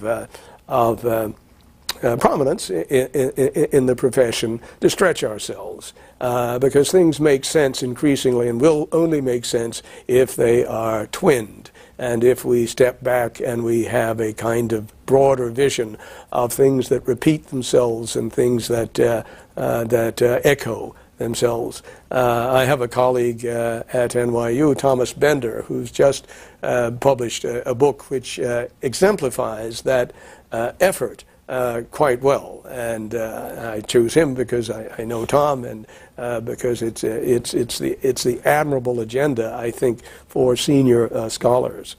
Are you teaching this semester? I did teach last semester, but very happily I've been awarded a residential fellowship at the American Academy in Berlin, to which I go on the 11th of this month for 6 months. A lot of parallels between you and W.E.B. Du Bois. Well, I hadn't thought about that, but there is that. There is that. He went off on a fellowship underwritten by a Philadelphia foundation. That's true, in 1936. And he also studied in Berlin in the 1800s. And he did indeed. Atlanta, good morning. Good afternoon. Hello? Hi. Yes, hello, Dr. Lewis. Hello. And the last time I seen you on television, it was in regard to one of your last books, and I was impressed at that time, and now I'm seeing you again, and I have to admit, there's some sort of disconnect because of the fact that I see you through a different lens now, not anything that you had to do with, but just what's going on in the country as far as the hip-hop generation, how we are portrayed in the media, and the lens is so distorted that I just cannot really get a full grasp of what you're saying and then relate it to what's going on today in our community. So, but my question is really goes back to W.E. Du Bois and Booker T. Washington. I'm more of a fan of the Booker T. Washington persuasion for the simple fact that there's so much to be done that, and we have no skills as far as what Washington was preaching as far as being able to do for ourselves. We basically just have nothing to fall back on. And this portrayal that we have in that we're seeing in the media of us being slaves to music, fashion, just the short things of life. I want your take on what basically what's your solution? What should we do? All right, thanks, caller. Professor. Yes. I really can't offer solutions, I think. And if I did, I think I'd be most unhappy with my presumptuousness.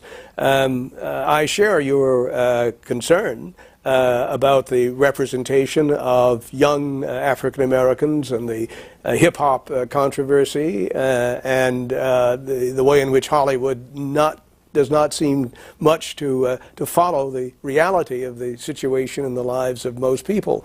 No, it's grave, it's serious. I think, though, that your presentation of the community is a little different. My read is that 1/3 of the African American population is indeed doing competitively well.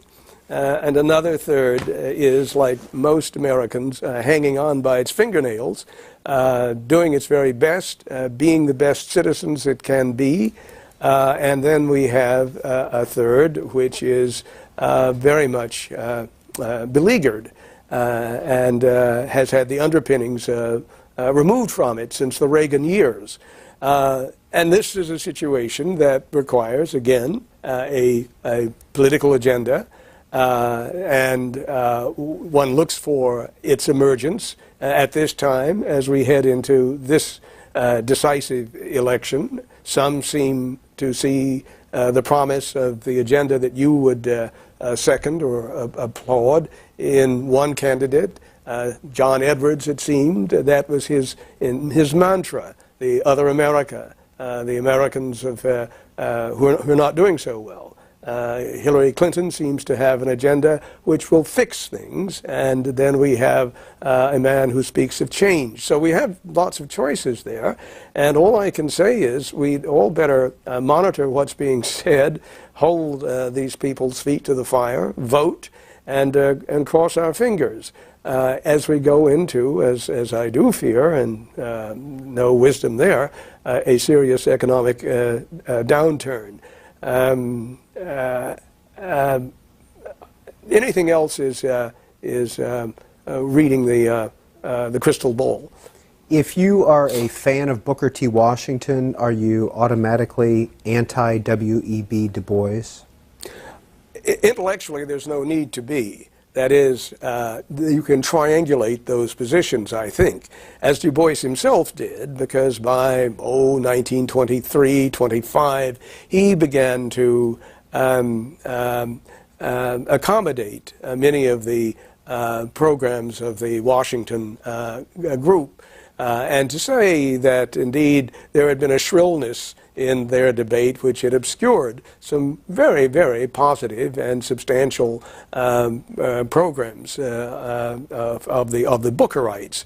So yes, I think industrial education, interpreted in the large sense of being techno-apt, of being computer savvy, of moving into the digital age and having the education that makes that possible, and the equipment that is funded by public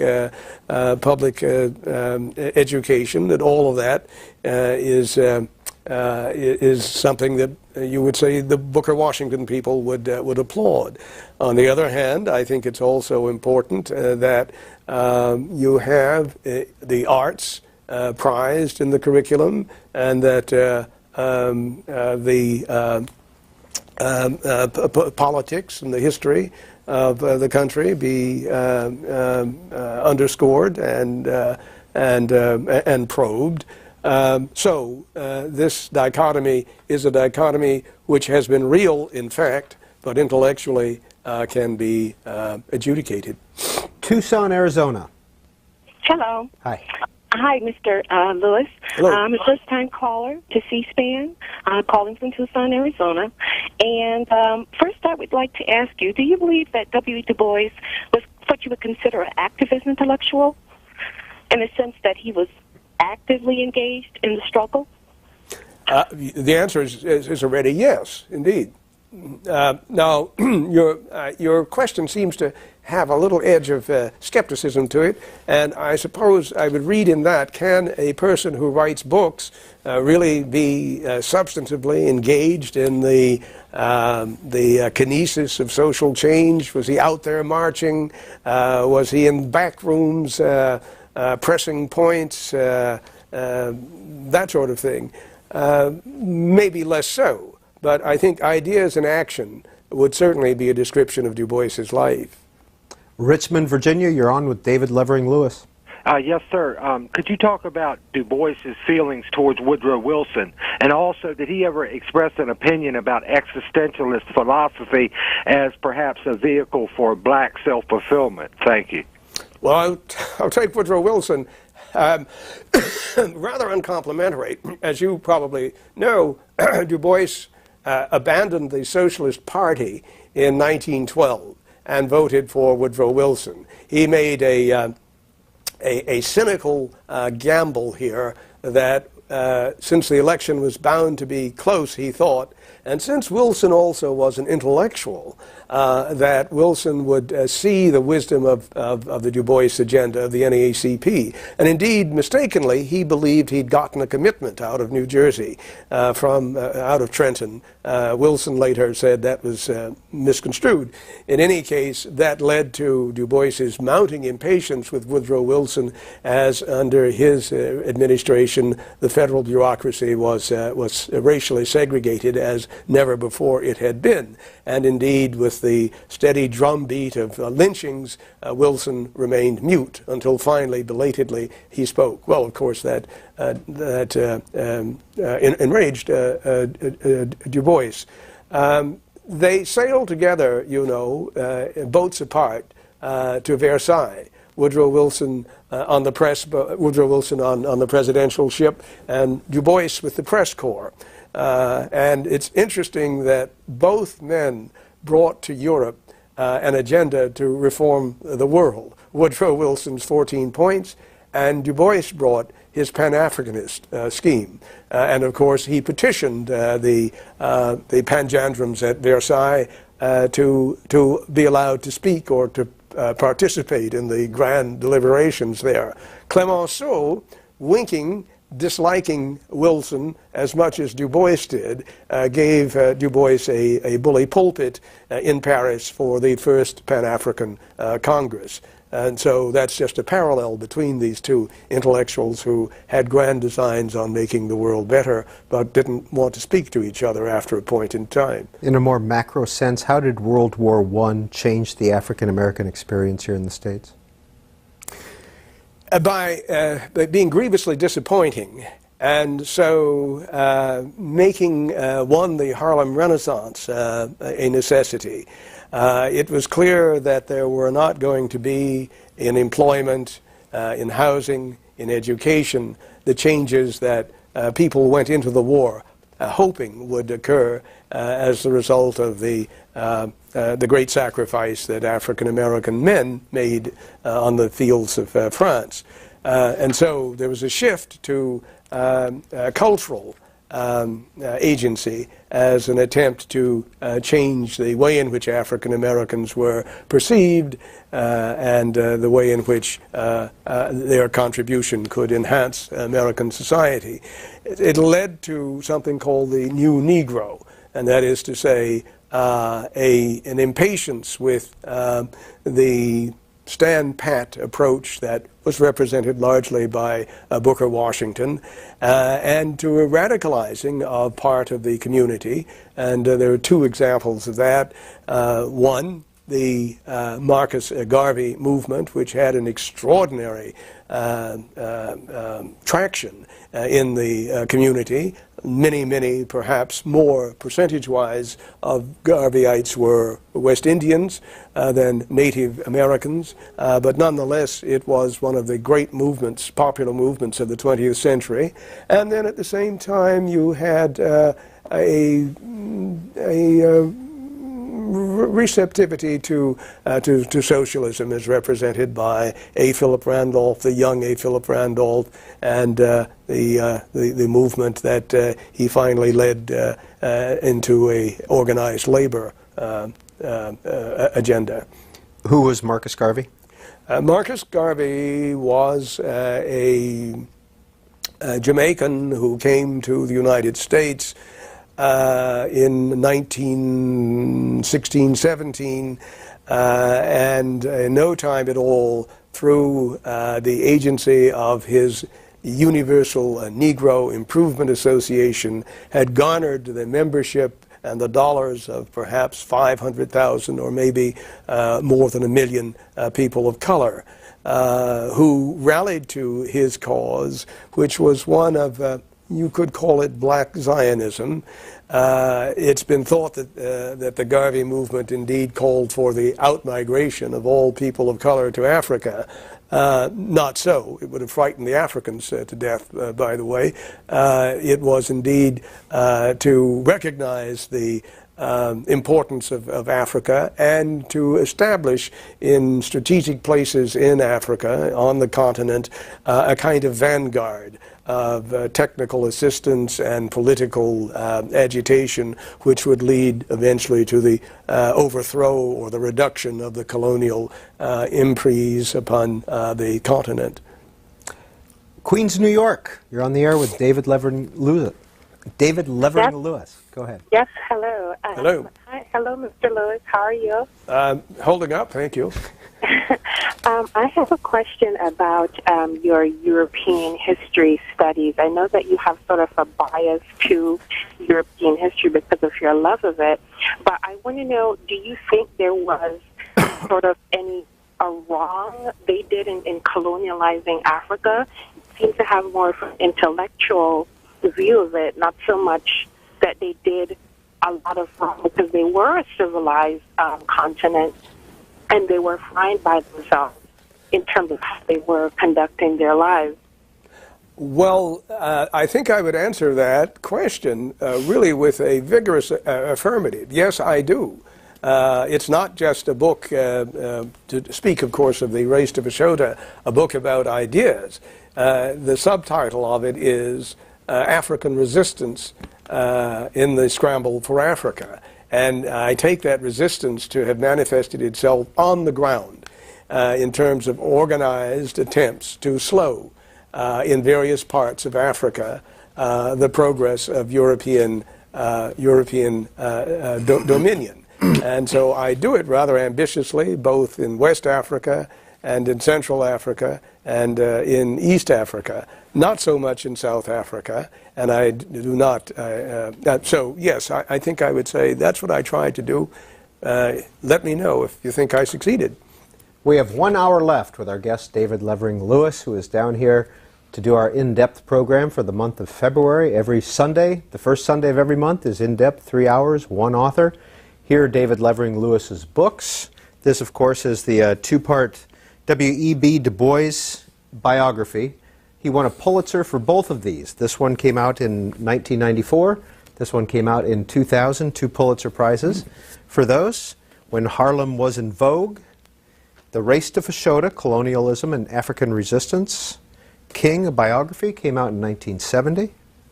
The Portable Harlem Renaissance Reader. It's edited by David Levering Lewis, and as is this one, the W.E.B. Du Bois Reader. Prisoners of Honor, The Dreyfus Affair, which we will talk about in our last hour. And his newest book, just out, last couple weeks, beginning the book tour, God's Crucible is the name of that book. Here's a little bit more of our visit to David Levering Lewis's home.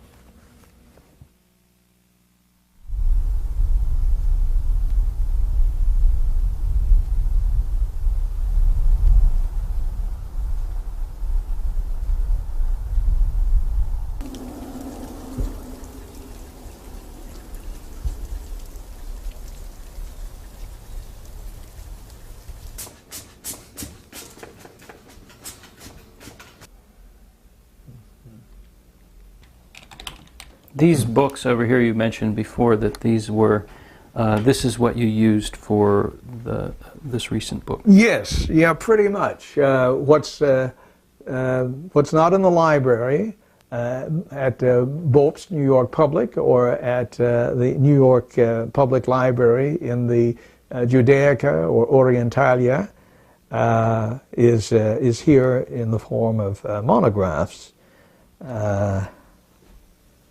And are these books that you purchased, or? Yes, they are, from pretty much my research budget, or from the advance. For example, this is just such a remarkable work. This is the history of the Mohammedan dynasties in Spain by Ahmed ibn Muhammad al-Makari, and translated by Pascual de Gallangos in the 19th century. But this was written in the 17th century and written in Arabic and painstakingly translated. And so it is invaluable for the Umayyad history of Al-Andalus, and then for the period after the overthrow of the Caliphate in 1031, when Al-Andalus sort of separated into various city-states, Sevilla, Badajoz,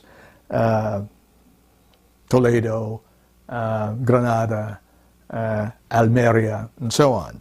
And this is a record in almost real time of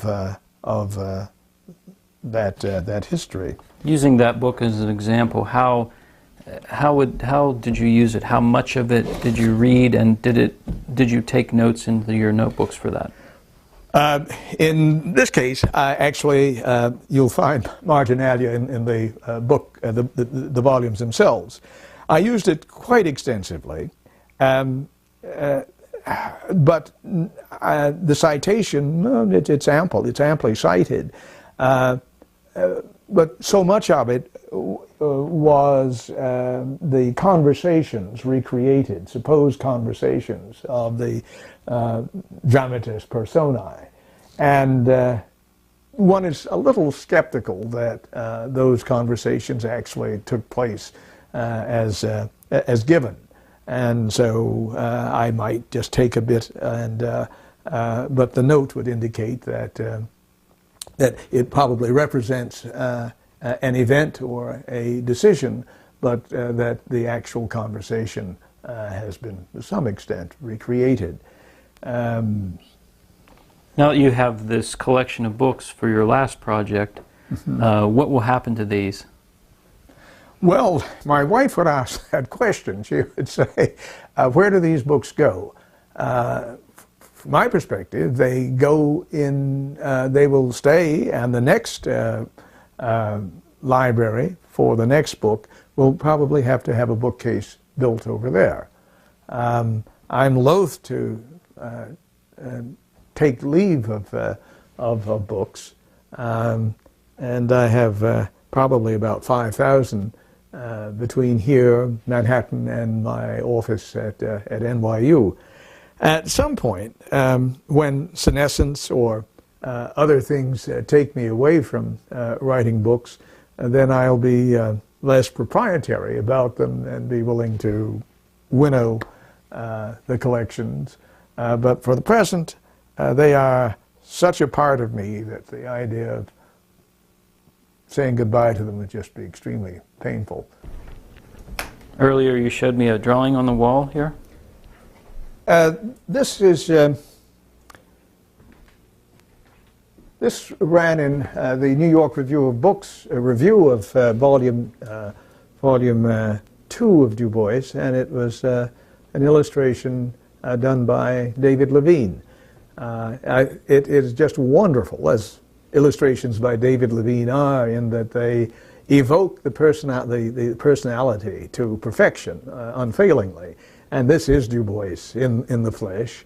And I was successful in persuading David to allow me to purchase it. And it's a treasured work. These books that you have here, is there any significance to them or order to them? Or there should be. This is the full run of Gibbon's, the decline and fall of the Roman Empire, the Folio Society of Great Britain, and I'm very happy to have those, and I used them in this most recent book. That's the Folio Society again, one of my favorite books, Democracy in America by de Tocqueville. This is a run of all Du Bois's published works that Henry Louis Gates and Oxford Press compiled, and I have an essay on Black Reconstruction. I introduced Black Reconstruction in that series. I'm very happy to have that collection. At the bottom row, that's mostly European stuff. The Third Reich, The Light That Failed, that fine book on the First World War. A good friend who's a chess master. He even does the three-dimensional. That's far beyond my ken. But from time to time, I allow myself to be challenged by him. I go down to defeat, but it keeps me kind of tarted up when it comes to the game. I love the game. Haven't kept up as much as I'd like, but this helps, and it's a very handy set to travel with, and so I do. And when we leave for Germany, it will go with me on the Lufthansa, and my wife and I will have a game.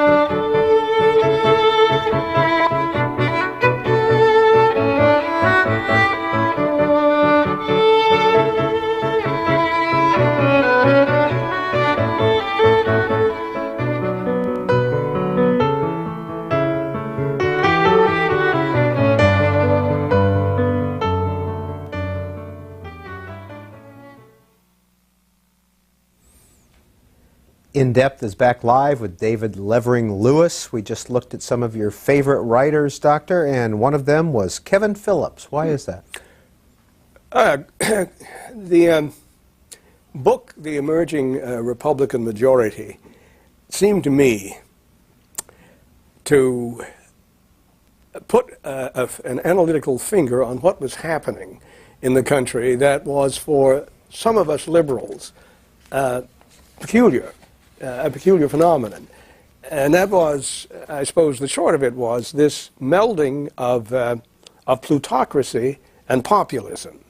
So that Joe Sixpack, who should have wanted to stick with the Democrats, clearly his interests were best served by the policies of the New Deal and the post-New Deal and the post-New Deal, indeed began to gravitate to the economic royalists. And that was a little puzzling. And Kevin Phillips's analysis in that book was really quite welcome. There were others that followed, Tom Etzel and his wife, and Chainsaw Reaction, and then a whole spate of books which showed that the Democrats had ended up bereft of their natural constituency, or much of it. And until they got traction on that group again, they would have to be a minority party, or a party that could only get its agenda across in collaboration with and therefore compromised by the Republican, a collaboration with Republicans. One of your greatest influences, John Hope Franklin, who has sat in that seat. Indeed. Oh, John has been. Words almost fail me. He and I were mentored by the same history professor at Fisk, and as the years have gone by, his scholarship has, of course, set a bar that I have aspired to. And there have been times when professionally I have been sort of at a crossroads, not sure where to go. John Hope Franklin has been quite helpful there. He represents really the history profession at its very, very best. And that question earlier about Du Bois being a man of ideas, did he really make a difference?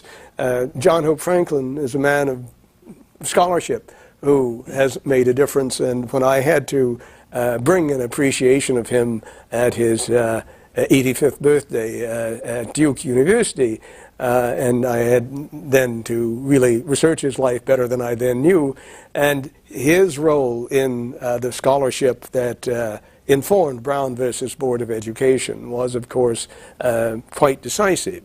And so he is someone who has made history in ways that most of us do not. One of your most admired historical figures, Che Guevara. Yeah. I think I like John Lee Anderson's biography. It's one of those handful of biographies that I think really just exceeds spectacularly. I like the effort. It isn't the politics so much. It is the effort of one man to come up against a fixed game and desert his class in order to do it, and to pay the ultimate price.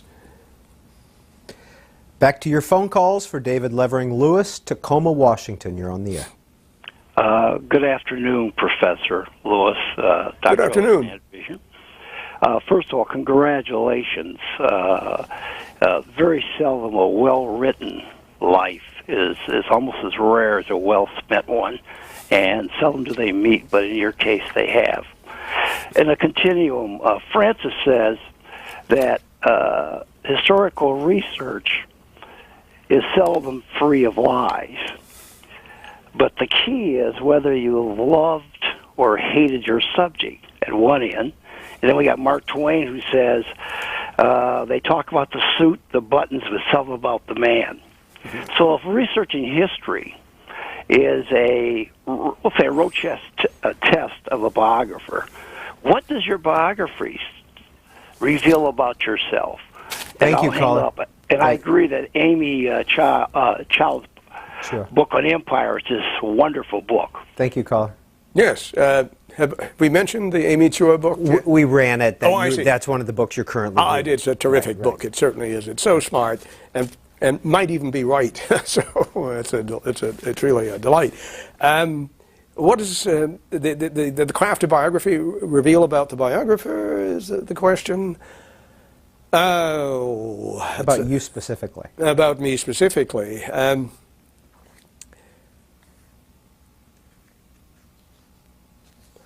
A hard question. I suppose I think that iconic lives, and that word perhaps may inadvertently suggest lives of a certain standing or grandeur, and I don't mean that, but I mean lives that really are committed to changing the status quo appeal to me.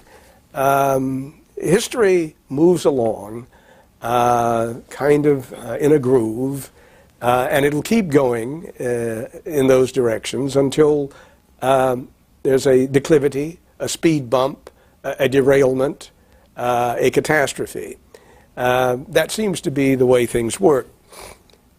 Before the derailment and the catastrophe, though, there are people who hang on to the train or shout from the caboose and say, look, we're going at the wrong speed, or the train doesn't have the right people on it, who are minatory, who are not Cassandras, but concerned agents. And their lives, it seems to me, are the biographer's challenge, because their lives are indeed the lives of their times. If biography is simply the good story of a life, then I think it fails, or it's a different kind of biography that would than I would do. Mine, I would hope, would be the biography of people whose, by understanding their lives, you understand the problems of the times and why they could or could not, to a degree, succeed. I guess that's about as much as I can say about myself, except that there is also, for me, a bit of a wanderlust that my wife would assent to, and biography is a wonderful opportunity to roam about and meet interesting people in interesting venues. Artemisa Stanberry, Ph.D. from North Carolina Central University, Assistant Professor of Political Science. Email. Teach a class on black politics, often schedule a class period with a discussion on Du Bois and Washington. Students generally view Washington and Du Bois through the lens of one advocating accommodation and industrial education, the other advocating politics and civil rights. Lately, I've had students in class and outside of class who identify with either the Pan-Africanist and or the black national movement that tend to express criticism of Du Bois, accusing him of working with a young J. Edgar Hoover in undermining Marcus Garvey. Can you discuss the relationship, if any, Du Bois had with J. Edgar Hoover and as it relates to Marcus Garvey? And can you provide greater insight into why Du Bois did not embrace Garvey? The collaboration between Du Bois and J. Edgar Hoover is, of course, a fiction, and I hope that your students aren't persuaded that there's any accuracy there. I think perhaps there's a bit of conflating here. When World War I, Du Bois was offered a captaincy in military intelligence.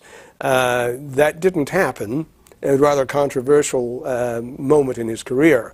And one of the reasons it did not happen was that an African-American member of military intelligence wrote a report assessing the positions of the African-American community as the country went into war. And that report found its way into the hands of a young file clerk who, I think, put his name on the report and sent it to the Attorney General, who was then Attorney General Palmer, Woodrow Wilson's Attorney General. And the Attorney General looked at this smart report and said, this file clerk really is perceptive. And that is the beginning of the career of John Edgar Hoover. But collaboration between Du Bois and Hoover, quite the contrary. Hoover regarded Du Bois as a threat to civilization as he knew it. My name is Matt Reamer, a history major at the University of Florida. In the early 1930s, Du Bois, Paul Robeson, and Langston Hughes claimed to find racial equality in the Marxist communist ideologies coming out of the USSR. Yet at the same time, Stalin's five-year plan was decimating the Ukraine. How did these extremely intelligent men turn a blind eye to the horrors of communism? It's an uncomfortable chapter for a biographer. When I was in the Soviet Union, I had the access to a man who was a highly decorated spy, Ovid Gorchakov. And when Du Bois was in the Soviet Union, Gorchakov was of great assistance to Du Bois. I asked Ovid about this, and he said, you know, one day we were at Barveka, which was the great enclave for the Soviet high bureaucracy just outside Moscow. And he said, we were walking together through a cemetery just outside Barveka, which houses some of the heroes of the Soviet Republic. And he said, you know, their widows can't come here without special permission. And he said, isn't that too bad? And Du Bois looked at him and said, I suppose there's a reason for that. And Ovid said, I tell you that story because we were part of the Glasnost crowd, and we wanted Du Bois to say things about the regime that were so deficient and so unworthy. And he made a decision that he would not do so. And Ovid said, and so did Sir Stafford Cripps. I think the point was, and it's not my responsibility to offer extenuation, both men and such men decided in this standoff between these two superpowers, both of which have great mischief to be reproached them, he was not going to give comfort as an American to his own crowd against the Soviet Union.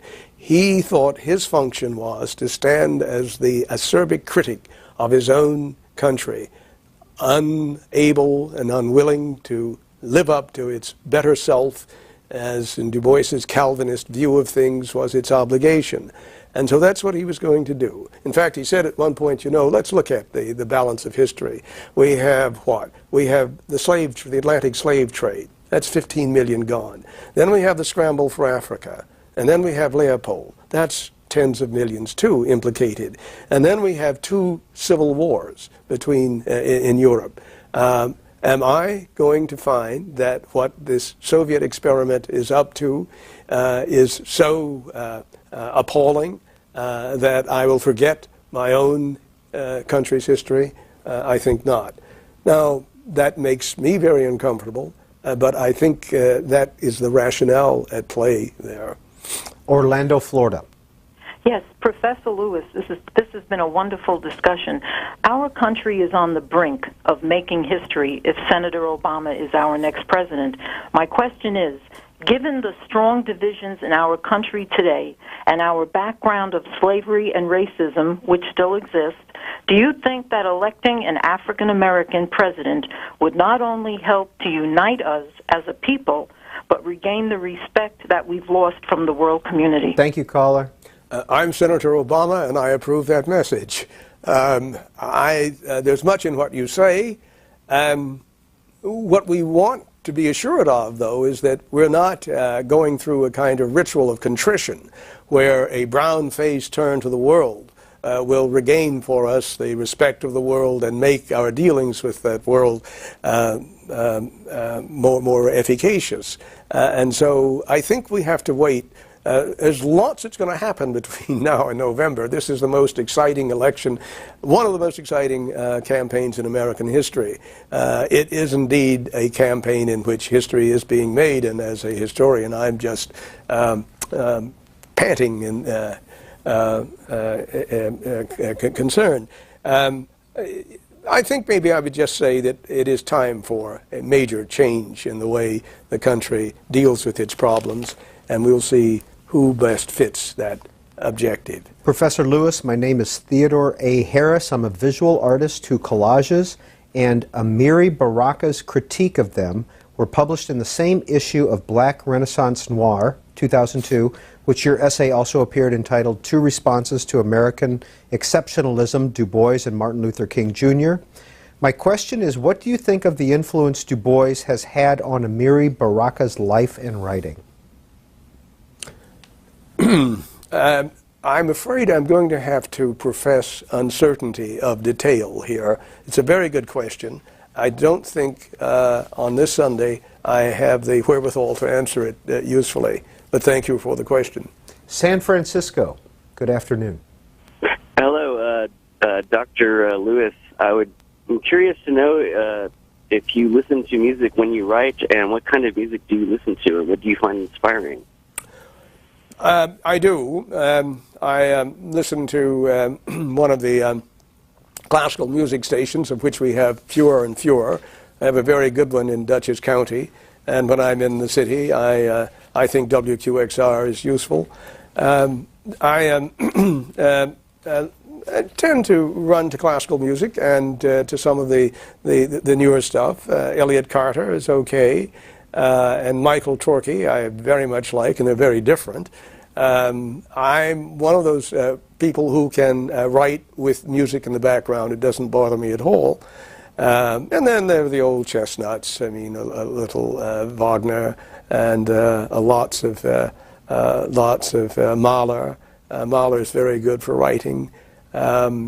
And as apparently the footage indicated, when I do have a writing block, I get out the old German baton and conduct my way either out of the writer's block, or I give up and go off and have dinner with my wife.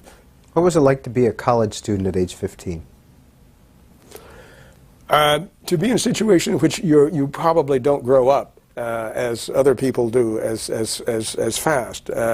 The women in my life have always said, you know, David, there's something ungrown up about you which is very appealing.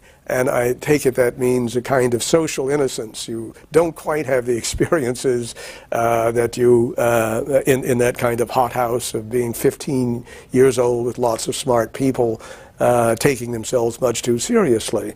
But it was, in my experience, it was a glorious education. Fisk of that time, with that faculty, was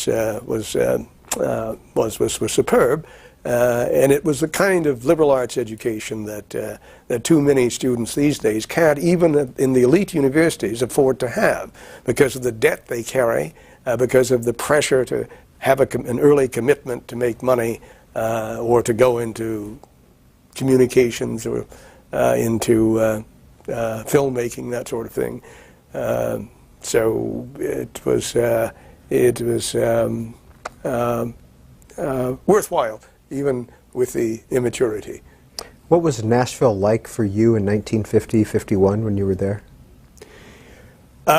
The campus was pretty much an enclave. There was reciprocity between Vanderbilt. Fisk was very well endowed then. I say that because it's gone on to some rather rocky chapters in its evolution. But it had quite a large endowment and quite a small population. And a faculty ratio of 1 to 7 or something like that. So it was really up and doing, with an extraordinary president, Charles Johnson, who was in many ways the architect of the Harlem Renaissance, and no accident there.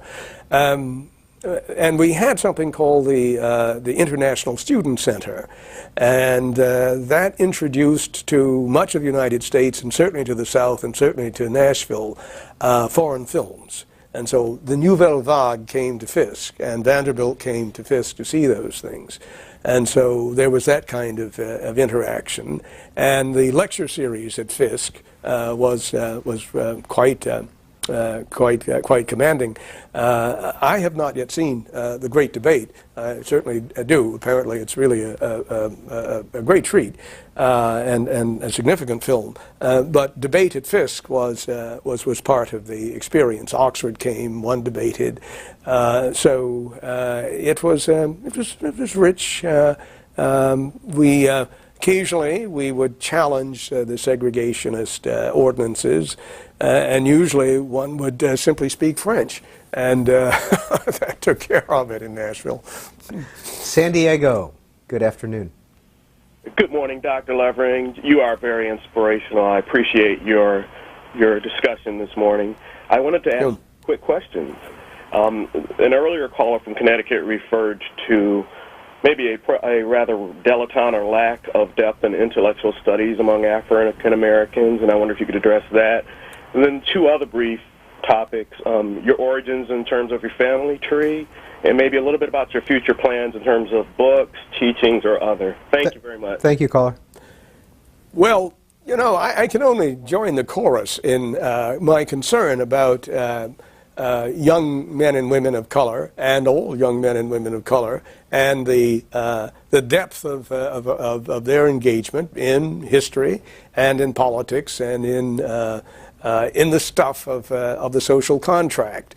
You know, you can go on with this mantra that part of it is that the digital age is an age that fuels inattentiveness, the short attention span, that the illusion that Google can give you information about all the answers that your professors want you to provide without processing the material through your mind. That's part of the, and I don't want to sound like a Luddite, but we are on a great speed here in terms of the absorption of information that we don't really assimilate. And so it's not good. On my own plans, I think probably I need not race into another project. As I'm going off to Berlin, I do have a project. I'm not sure that it requires writing a book about it, perhaps some articles. It certainly is an interesting one as far as I'm concerned, and I hope the Academy finds it credible. I guess I have maybe one more book in me, and I will ask you to stay tuned. What is your project in Berlin, or not ready to talk about it? Yes, it's to take the Harlem Renaissance book and mate it to a book on Weimar in Berlin, Weimar.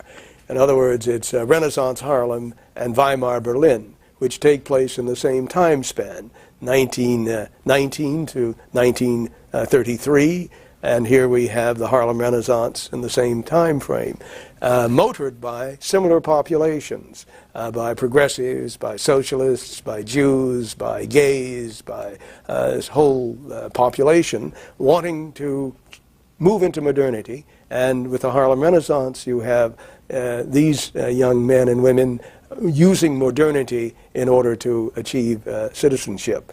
And so I think it's more than a story of Josephine Baker in Berlin and at the Cotton Club. It is a story of modernity beleaguered, as of course Weimar does not succeed, alas, and the Harlem Renaissance peters out because of the Great Depression. And this is the book, When Harlem Was in Vogue, is the book that Dr. Lewis was referring to. One of your books that we haven't had a chance to talk about, which was kind of a surprise to your publisher when you wrote it, Prisoners of Honor, The Dreyfus Affair. What is this about? I did my terminal degree at the London School of Economics. It was a degree in Third Republic history, French history, and I lived in France to a good part of the time to research it.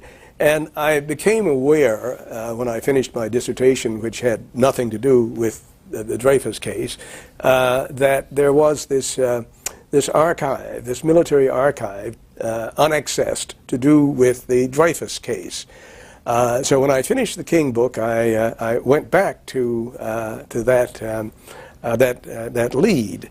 I thought that the Dreyfus affair, as it is perhaps the defining moment in the 20th century in terms of it produces the phenomenon, the intellectual. The word itself comes out of the Dreyfus affair. It gives us modern anti-Semitism. You would say scientific, quote-unquote, anti-Semitism. That comes out of the Dreyfus affair. It results in the separation of church and state in the oldest nation state in Europe. So all sorts of things happen. You could not imagine a more profound bit of things. And I thought the story, of course, comes out right. Dreyfus is exonerated. He was not guilty, for sure. But the information at the Château de Vincennes, which is the military archives, as it was then, for the French, contained these documents. And I was determined to get access to them. I did. And was the second person ever to see them. The first person being the chief of manuscripts at the Bibliothèque Nationale, Marcel Thomas, who very nobly gave me the laissez-passer into them. I remember still walking up that roadway with these sentries with their machine guns, walking past them, being saluted, and going into the inner sanctum of the place, and the curator saying, "These things are not available, monsieur," and my saying, "But I know they are." Standoff. They brought out the dossier. I opened it, and what it contained was all the fraudulent and fabricated evidence that the army intended to use at the last trial, Dreyfus's last trial. And it was so badly done that, of course, they were ashamed to the point of not using it. But, of course, the bureaucrat mind doesn't do away with its material, and so it was archived. And so what it did was, it was a measure of the length to which the army, by this time, with this Rennes trial, when the whole world knew that Dreyfus was innocent, was prepared to go. And so that was the wrinkle to this story that I produced, as well as the opportunity to get to know the Dreyfus family and to read certain documents that nobody had ever seen. Next call for David Levering Lewis, Rogers City, Michigan. You're on the air. Yes, Dr. Lewis. I saw your list of favorite authors, and I noticed Robert Graves as one of them. I've read 3 of his books, of course, I, Claudius, and Claudius the God. And the third that I found very interesting was King Jesus. Have you read that book? No, I have not. I'll put it on my list. Thank you, Lou. Okay, thank you. La Crosse, Wisconsin. Good afternoon, Professor David Levering Lewis on In Depth. Yes, Dr. Lewis. It seems as though in African American history, there always seemed to be this adversarial role, say Du Bois versus Washington, King versus X, and it always seems as if it is influenced by outside agitation. And of course, we know that lest we know our history, we're bound to repeat it. What could you say from a macro standpoint to African Americans today about what we should learn from the past and how we should come together in unity as we go forward? Well, I think this dichotomy or this opposition just comes from the nature of the beast, that there are some people who have one point of view about how to change society and others a different point of view, and these men, King and Du Bois and Garvey and Washington, represent iconically or quintessentially, perhaps, those strategies. I think that there's no harm there in these oppositions. Just understand what they are all about and understand why they don't seem to have succeeded, and to the extent why they did succeed. And as for a kind of blessing on my community, I resist that. I think To say that the United States is probably at a pivotal moment in its long history, which is different from other pivotal moments, it may not be an exaggeration. What we did to ourselves after, in the wake of 9/11, was a pretty grievous wrong to ourselves. And we've got to put that right. And that requires lots of smarts on the part of lots of people, Republicans, Democrats, irrespective of race and gender. We are really at the critical moment, it seems, when we have to face up to history. And since Americans really have no sense of history, history is what is going to happen tomorrow, really, it is really a big challenge. And I think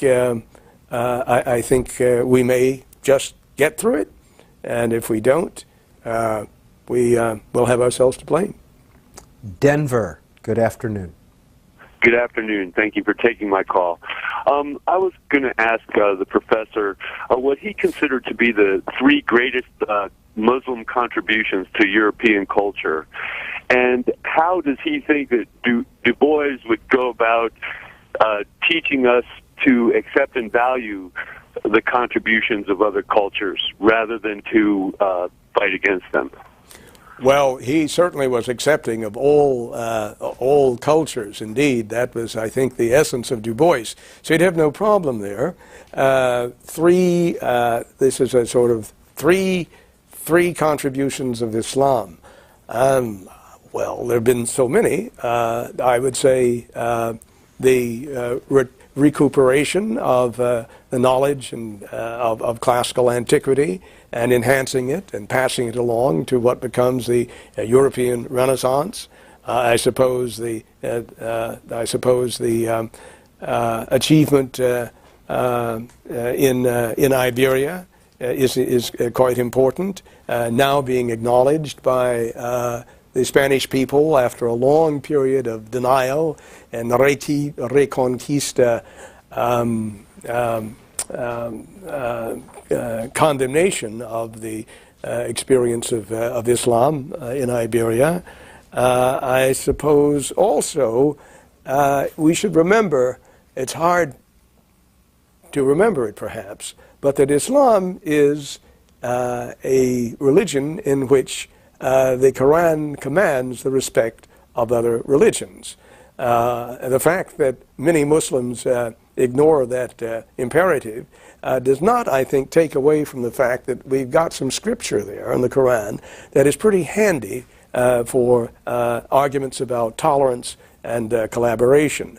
And it's been my experience from researching this book that there are many, many Muslims, not only intellectuals, but just good, honest people who are as traumatized by the way in which things are turning out in parts of the Islamic world as no doubt you are. And what we need to do is to give these people a leg up. Now, I don't mean that condescendingly in the sense that we've got answers that they need. I mean, in other words, to acknowledge the fact that we have created, as part of the West, a situation which is dichotomous, where, in fact, the prophecy of the clash of civilizations has become self-fulfilling. It didn't have to work out that way, but it is working out that way. And these terms that are bandied about of Islamo-fascism and the rest of it do nobody any service at all. And we've got to watch our language, and we've got to applaud those Muslims who, like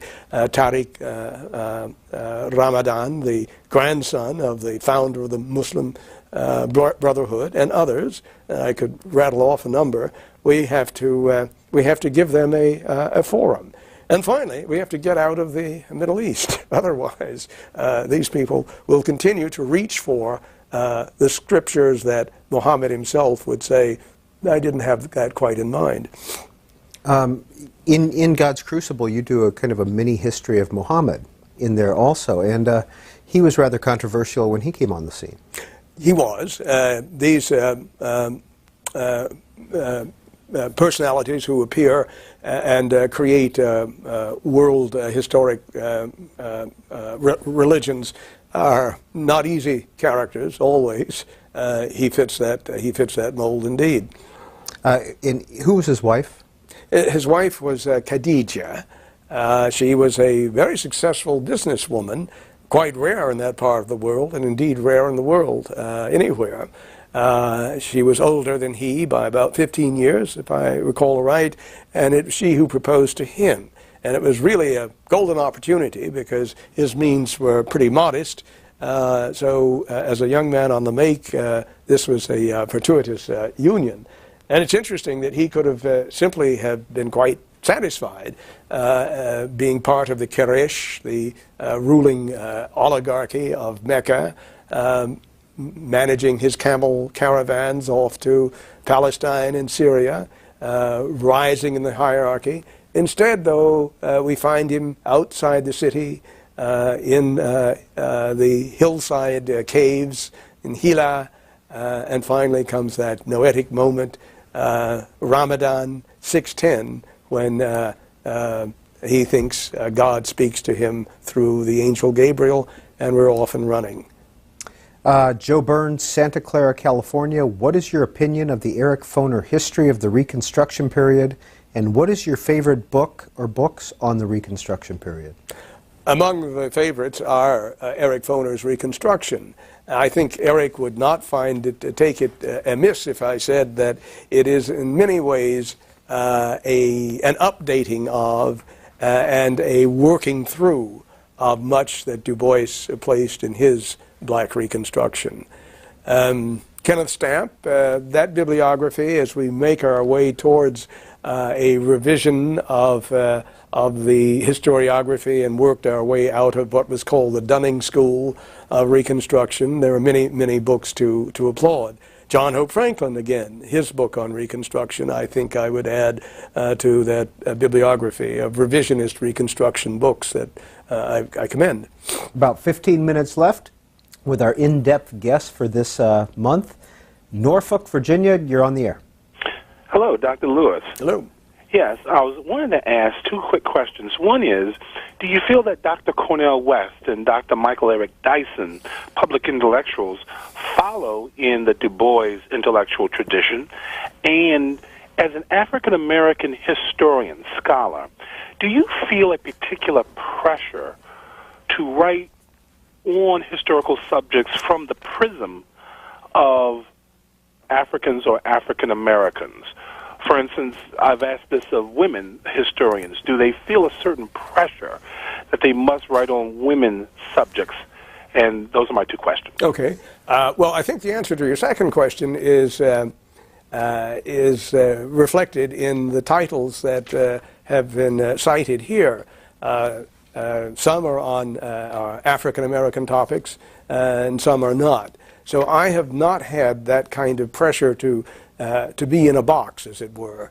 It has been important to me to follow the story of justice, of hegemony, of oligarchy, and a participatory democracy, and all of that means, and the conflict of those things, wherever it leads. And also, it's I think I have been part of a remarkable maturity of a field or a subfield, African American history or Black studies as it started out to be. Today it is just such an exciting and completed field that we're only fleshing it out and alimenting it, but it has really achieved its purpose to a great degree, I think. There was another aspect of that question, which was, well, perhaps I have answered it. East St. Louis. Hello, good morning. Hi. I'm in San Diego, but I grew up in East St. Louis, Illinois, and quite a coincidence, incidentally, I was just reading the review of Dr. Lewis's book in the New Yorker, and I turned on the program, and here I am. Thank you. At any rate, I've read the Harlem Renaissance, and it's a pleasure to speak to you. As a young man growing up in East St. Louis, I heard horrible stories about the race riot of 1917, and I'd like to know your reaction or your description of Dr. Du Bois's participation in the investigation of the riots, and also President Woodrow Wilson's refusal to act when called upon during the riot. And caller, let's leave it there. Thanks. Yes. Well, I think I cover that as best I can in the first volume, and I commend it to you for that purpose. But I would add that a dear friend and colleague of mine has a book just about to appear. It is a major and long-awaited biography of the anti-lynching crusader, Ida B. Wells Barnett. This is Paula Giddings' new book to appear shortly. Well, it's a good book, but the point is that she has a long segment on the investigation, and I think probes more deeply, in fact I know probes more deeply than I did into the East St. Louis crisis and the participation of Du Bois in it, so I commend it to you. Next call for Dr. Lewis comes from Neptune, New Jersey. You're on the air. Good afternoon, Dr. Lewis. Good afternoon, sir. I am a David as well. I called chiefly to thank you for broadening my horizons with the lists of the other books that you've enjoyed. My son is a young black history professor at Ursinus. I, unfortunately, was never able to go that far with my education, but I have read Tocqueville, and I have read the book on Che Guevara. And I just thank you so much for being the pillar in the community that you are. Thank you very much, sir. New York City, good afternoon. Noon. My question to Dr. Lewis is, how come he hasn't referred to Gunnar Myrdal's An American Dilemma, that monumental 2-volume study prepared by Gunnar Myrdal? Thank you, caller. Well, are you familiar with this, Dr. Yes, Lewis? thank you very much. I don't know why, but I'll amend that omission. Yes, it's a turning point study, and I spent a lot of time in Volume 2. I'm not ducking, giving you a definitive answer, but yeah, indeed, it is quite significant. And I just add that when we celebrated the 50th anniversary of Brown, there was a great deal of to do about whether or not and why Brown hadn't been the resulted in nirvana, why it hadn't achieved all the things it should have.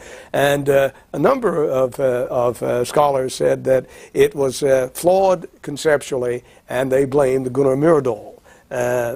So that is to say, that massive study of race relations in America, published in 1944, is really very significant. I do not share the censorship of that position, but I can see that the argument that the race problem in the United States was a problem in the minds of white people, which is the operative word in that 2-volume study, is a bit problematic. And I would add that Du Bois had hoped to be funded to preside over an encyclopedia of the Negro, in which the whole business of race relations would have been examined from his perspective, and that perspective would have put economics into the situation. And curiously enough, Gunnar Myrdal, a socialist from Sweden and one of Europe's leading economists, had very little to say about economics. And there was a good reason for that. He rather privileged social psychology. And so the critics then say it was thought that all you had to do was say, if white kids and black kids can live together and study together in a schoolroom, why, we're on our way to the good society, influenced by Myrdal. Was Du Bois a rich man? No, he was not. He had to keep writing furiously. He was pretty well favored by foundations, though, the Carnegie, the Rosenwald, that wonderful foundation about which so much really needs to be written. When you think of a foundation that was responsible for the creation of the African American intellectual class, really, you would think that there would be more scholarship about that Jewish foundation created in 1922 and being liquidated in 1945 or thereabouts, I think. Any living family members? Yes, his granddaughter lives. Unfortunately, I think she will not write her story of her life with her grandfather. I think perhaps that moment has passed her by. She is up in years now, but she was a wonderful resource, obviously, for me. Being the granddaughter of W.E.B. Du Bois was no picnic, for sure. Yolanda's daughter. Yolanda's daughter, yes. Why no picnic?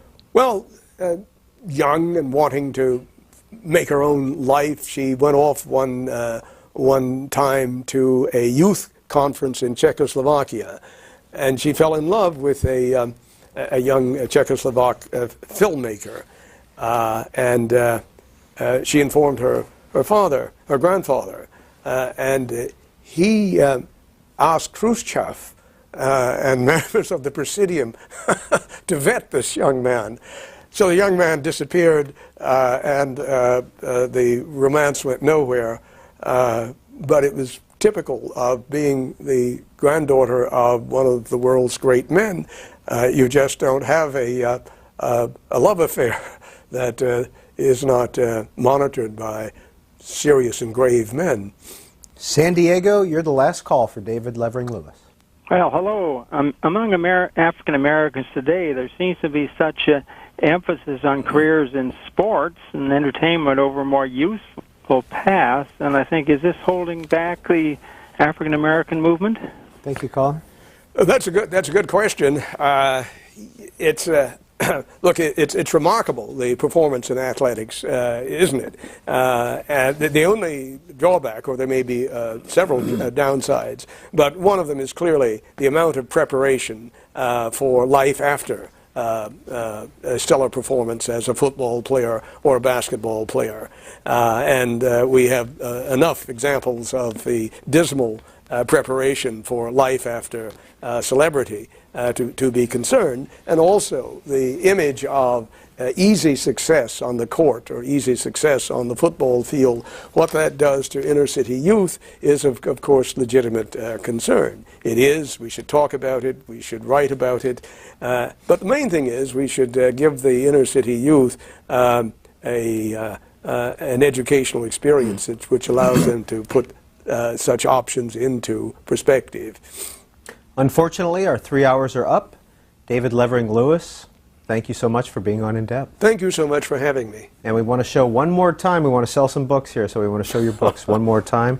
This is King, a biography, 1970, When Harlem Was in Vogue, Prisoners of Honor, The Dreyfus Affair, The Race to Fashoda, Colonialism and African Resistance. And here's the Pulitzer Prize-winning 2 sets of biography on W.E.B. Du Bois. This is 1868 to 1919. It came out in 1994. And this is 1919 to 1963. Came out in 2000, both winning the Pulitzer Prize. And this is Dr. Lewis's most recent book, God's Crucible, Islam and the Making of Europe, 570 to 1215. Thank you, sir. Thank you. 1919. Was it a household name? Was he known in academic circles? A bit of both. In the African American community, after 1903, certainly a household name. By 1910, without a doubt. By 1910, his celebrity or his impact had become fairly national, I think, in 2 senses. That those who knew him said, we applaud this man's program and the way in which he presents his arguments, and those who said we deplore his arguments, as he is a great bestower of mischief and we'd like to hear less of him. But one way or the other, yes, he had a considerable celebrity by 1912. Let's say, would members of Congress know who he is and have an opinion about him? Well, that's a question you would ask today about congressional knowledge and information, and you're never quite sure what knowledge is shared by our Solons, but it would certainly behoove them to know the name, yes. How was his popularity or renown compared to Booker T. Washington's at the time? Well, Washington was the strong horse. He was the person that the establishment preferred to hear and promote. Although in 1908, with the terrible race riot in East St. Louis, and in I'm sorry, I'm getting ahead of myself. It was in Springfield, Illinois. We have a number of race riots we can choose from, but this one in 1908, in the place where the Emancipator was interred, that shocked the nation, and it shocked the philanthropists, the philanthropoids, I've called them, the sons and daughters of the abolitionists who had until that time supported the Washington program and the Tuskegee enterprise. And they suddenly, many of them said, oh my goodness, what's happening is that the racial problem is no longer a regional problem, it's moving north. The migration of African Americans north was coming, and those looking ahead said the solution that Washington proposes is increasingly going to be deficient. And Du Bois is really speaking to the America that's suborning. And so they began to shift their support, most notably Oswald Garrison Villard, the mogul of the media, the owner of the Nation and of the New York Post. At the time, he gradually supported Du Bois. Why was there a spate of race riots at that point, during the 1900s, 1910s? It is its economic demographics, in fact. The industrial vitality of cities in the north brings north African Americans, cheap labor, and that changes the composition of neighborhoods. And these people run up against the immigrants coming in from various places in southern Europe. There it becomes, or is perceived as is so often the case, a zero-sum competition. What you get, I lose, and in that kind of friction, you had this explosion in Springfield, to be followed by other tensions, less sanguinary, but equally perturbing. Who was Nina Du Bois? Nina Du Bois was Mrs. Du Bois, a lovely student Du Bois married, whom he taught at Wilberforce. She was dutiful and dedicated, and I must say underappreciated. And I say that because Du Bois was, for his time, a feminist. Some of his essays are remarkably emancipated, enlightened. When the issue was votes for women, Du Bois went beyond that and said, of course, votes for women, but more than that, the right of women to control their own bodies. That was not a position that most men at the time endorsed. Du Bois did. And with Margaret Sanger was at the forefront of issues that today we take as simply for granted as blue plate feminist issues. But on the other hand, when it came to his domestic situation, Du Bois was a very Edwardian husband. And the abilities of dear Nina, which I think were substantial, were never nurtured as Du Bois moved about changing the world and meeting people who were at his level of culture and intellectual acuity. And so she became the dutiful Hausfrau. They had 2 children. The marriage was certainly affected, soured by the death of the son. a tragic death in Atlanta. That was Burghardt. That was Burghardt. At 2 years old? 2 years old. He dies of diphtheria. No cure for diphtheria really in those days, although medical science was just on the cusp of effective intervention. But the family, also thought that what little treatment he might have received, he was denied because of color. Nina did not like Atlanta. She did not. She loathed the place. Why? Yes. Why? Well, one, because she felt that the loss of the son was responsible to be explained by segregation. It was a very confining place. Public spaces were off limits for the most part. One had to live on that hilltop at the university. Of course, an exciting place with a fine faculty, but it was stifling, of course, and her husband was often off on his crusades, and there she was. When did she die? About 1950, I believe, yes. And W.E.B. Du Bois remarried? He did.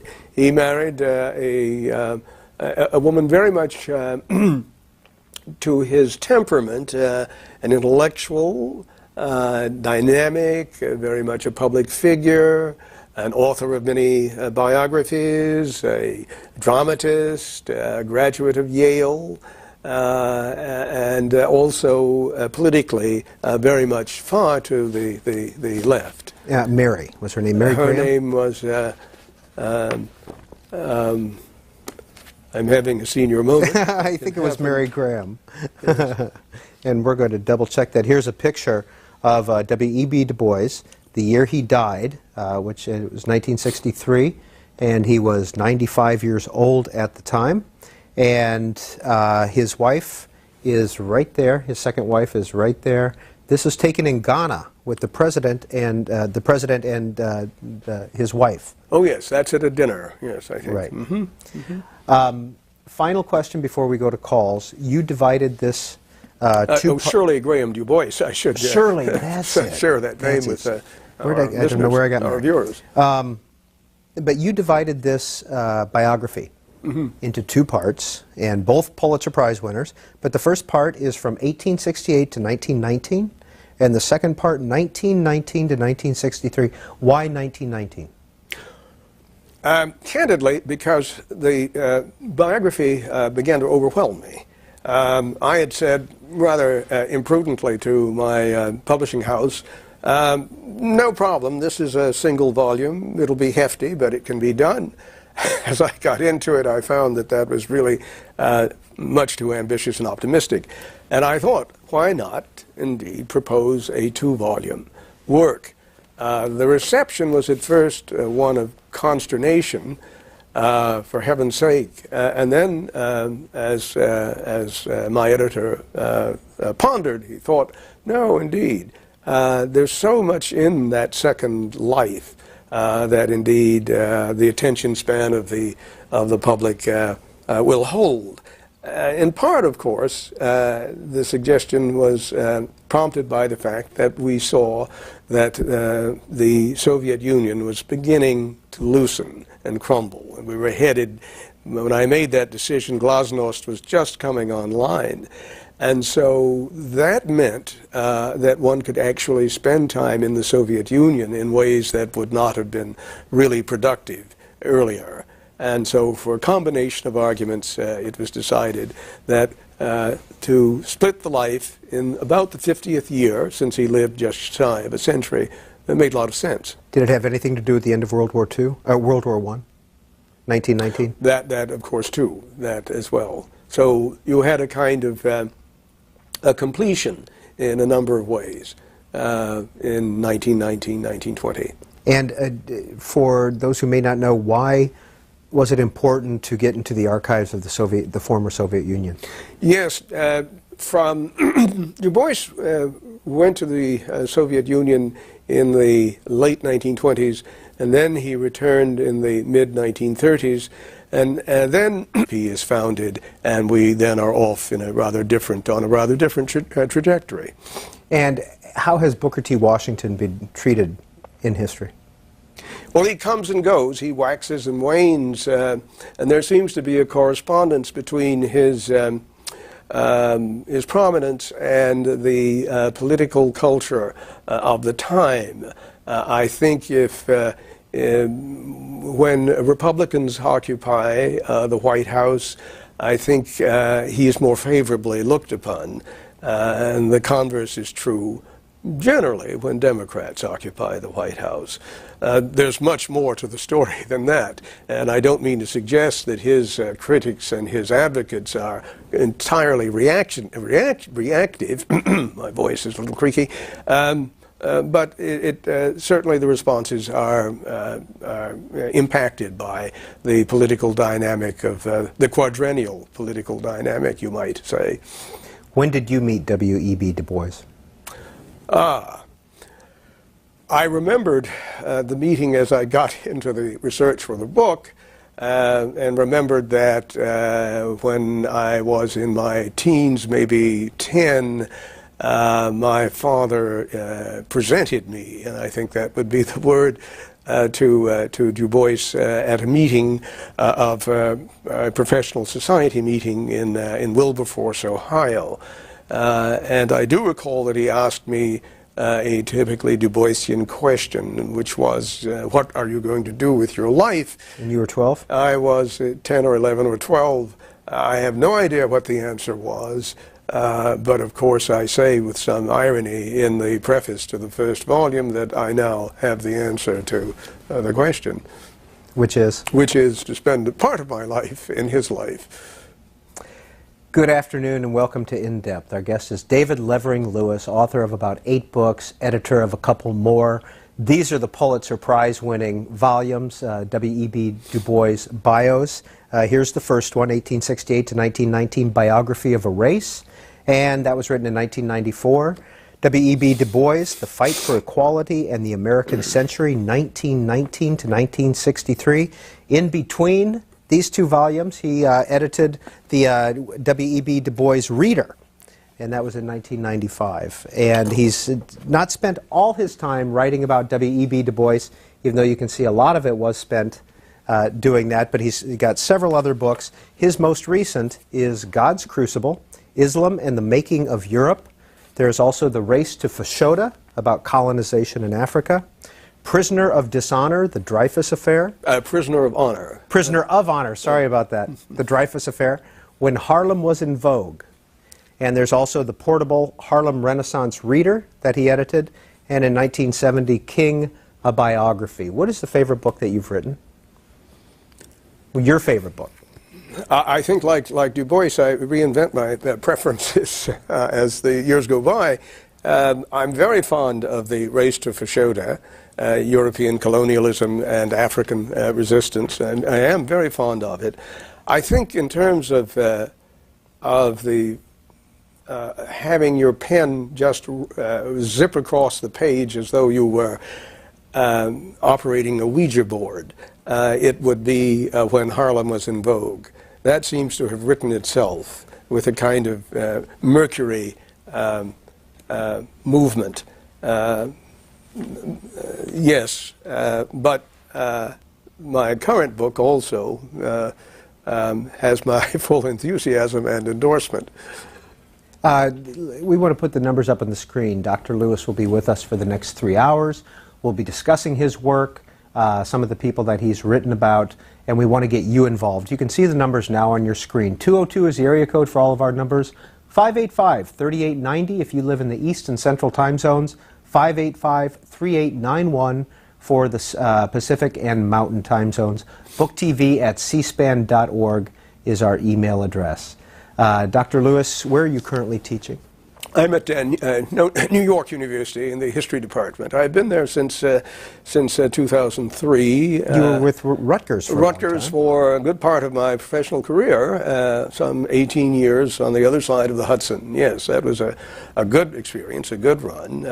Excellent graduate students I had, some of whom are now my advisors as the bibliography and the various areas in which I've written grows, they keep me sort of abreast of what I ought to know and what I don't know. Two questions. What is Wilberforce, and why were you there in 1948? Wilberforce was founded in the late 1840s. It was indeed the first school of higher education for people of color, founded in what was called Tawawa Springs outside Xenia and Dayton, Ohio. The name itself indicates the philosophy that animated it. It was a school that was to prepare a leadership class. It was Methodist in affiliation, and it had, in the years that I was growing up, an outstanding and supposedly, and I suppose still does, faculty. Particularly outstanding because in those days there were so few opportunities for men and women who were credentialed to find employment, and so you found inescapably that 6 or 7 schools then became the cradles for their activity and their pedagogy, their scholarship, and Wilberforce was very much one of them. My father was the dean of the School of Theology there, and we had come there from where I had been born, which was Little Rock, Arkansas, when I was quite young. And it was there that this meeting of professional men and women took place that led to that meeting with W.E.B. Du Bois. Where did you go to school? I went to the preparatory school there on campus, and then we moved south. We moved to Atlanta, Georgia, where my father became the president of another Methodist school, Morris Brown, part of the Atlanta University complex there, with Morehouse and Spelman and Clark and Atlanta University being all part of the mix. It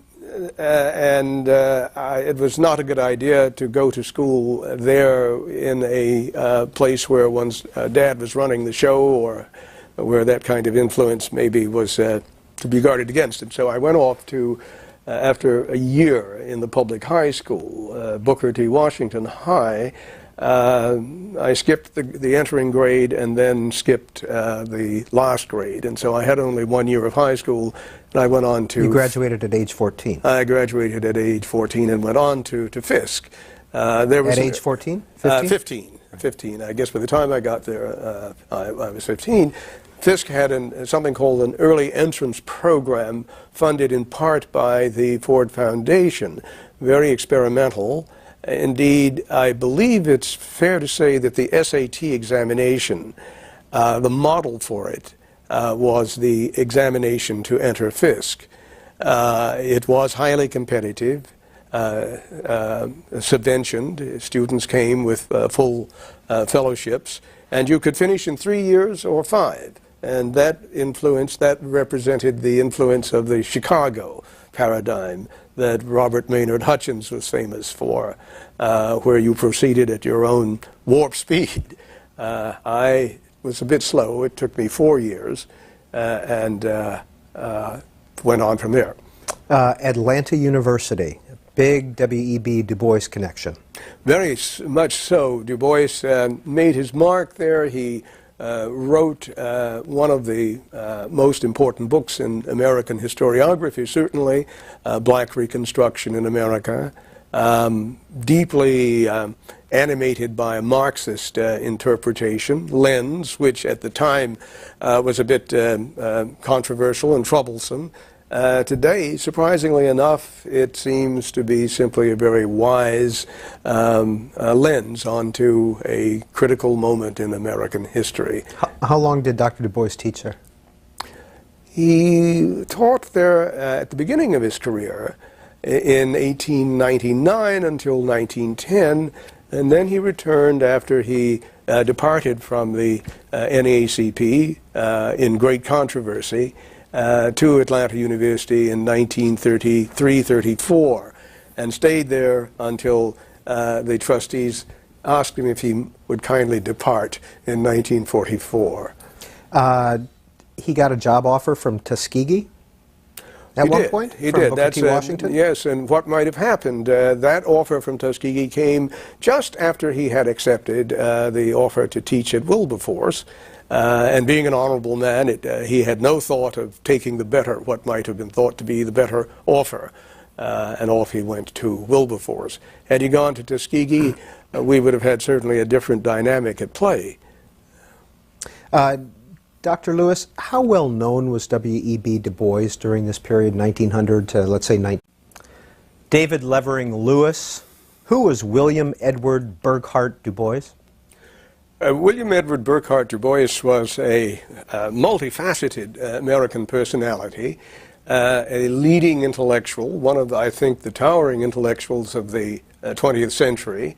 He was, I think we would say, a public intellectual in the best sense of the word, in that his ideas were engaged in the warp and woof of American politics and society. And so he was one of the co-founders of the National Association for the Advancement of Colored People, and the author of that iconic collection of essays under the title The Souls of Black Folk, a sort of manifesto at the top of the 20th century of civil rights aspirations of people of color. He was immensely complex, surely. You might say that every decade he seemed to reinvent himself, from a radical to an elitist to finally a socialist and an advocate of world communism. He expatriated himself at the end of his life and ended his days in Ghana as an exponent of the movement that he had in fact inaugurated at the beginning of the century, Pan-Africanism. So you can say that he is whatever you would like to say in many ways, although underneath those changes and iterations was, I think, his Calvinist demand that America live up to its potential. You talk often about that in your double biography of W.E.B. Du Bois, about his Calvinist discipline. What do you mean by that? Well, he grew up in the mountains, the hills of New England, in the Berkshires of Massachusetts, southern Massachusetts. It was a classic New England environment where duty and where morality and where high performance and standards were simply in the atmosphere. He was nurtured in that crucible. And throughout his life, he held himself and his friends and his advocates to a very high bar of performance and of authenticity.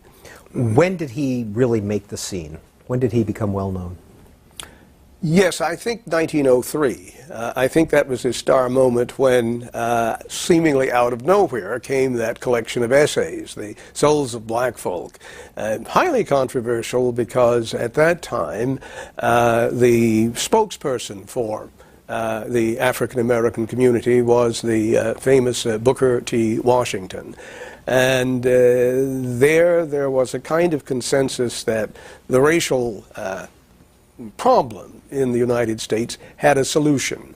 The solution had as its rubric the Supreme Court decision of Plessy versus Ferguson, which said that separate but equal was a viable way for the society to move ahead.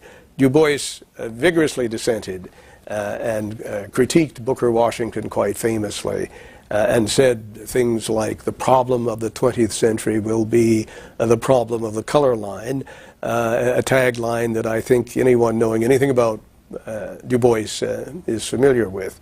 So 1903, he's off and running. How did his relationship with Booker T. Washington evolve? Clangorously, you'd say. By 1910, they have reached the point where they are irreconcilable. In many ways, it was a dispute that could have been negotiated, perhaps.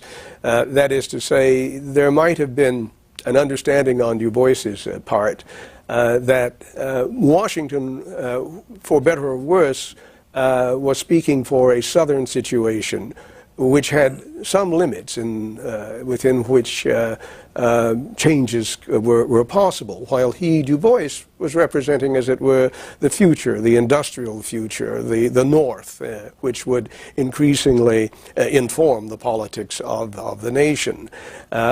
Some recognition of that might have softened the critique that Du Bois offered of Washington. But in any case, a civil rights program that was adamant, that was immediatist, was the position that Du Bois increasingly articulated and represented. And so 1910 is the year, of course, when the NAACP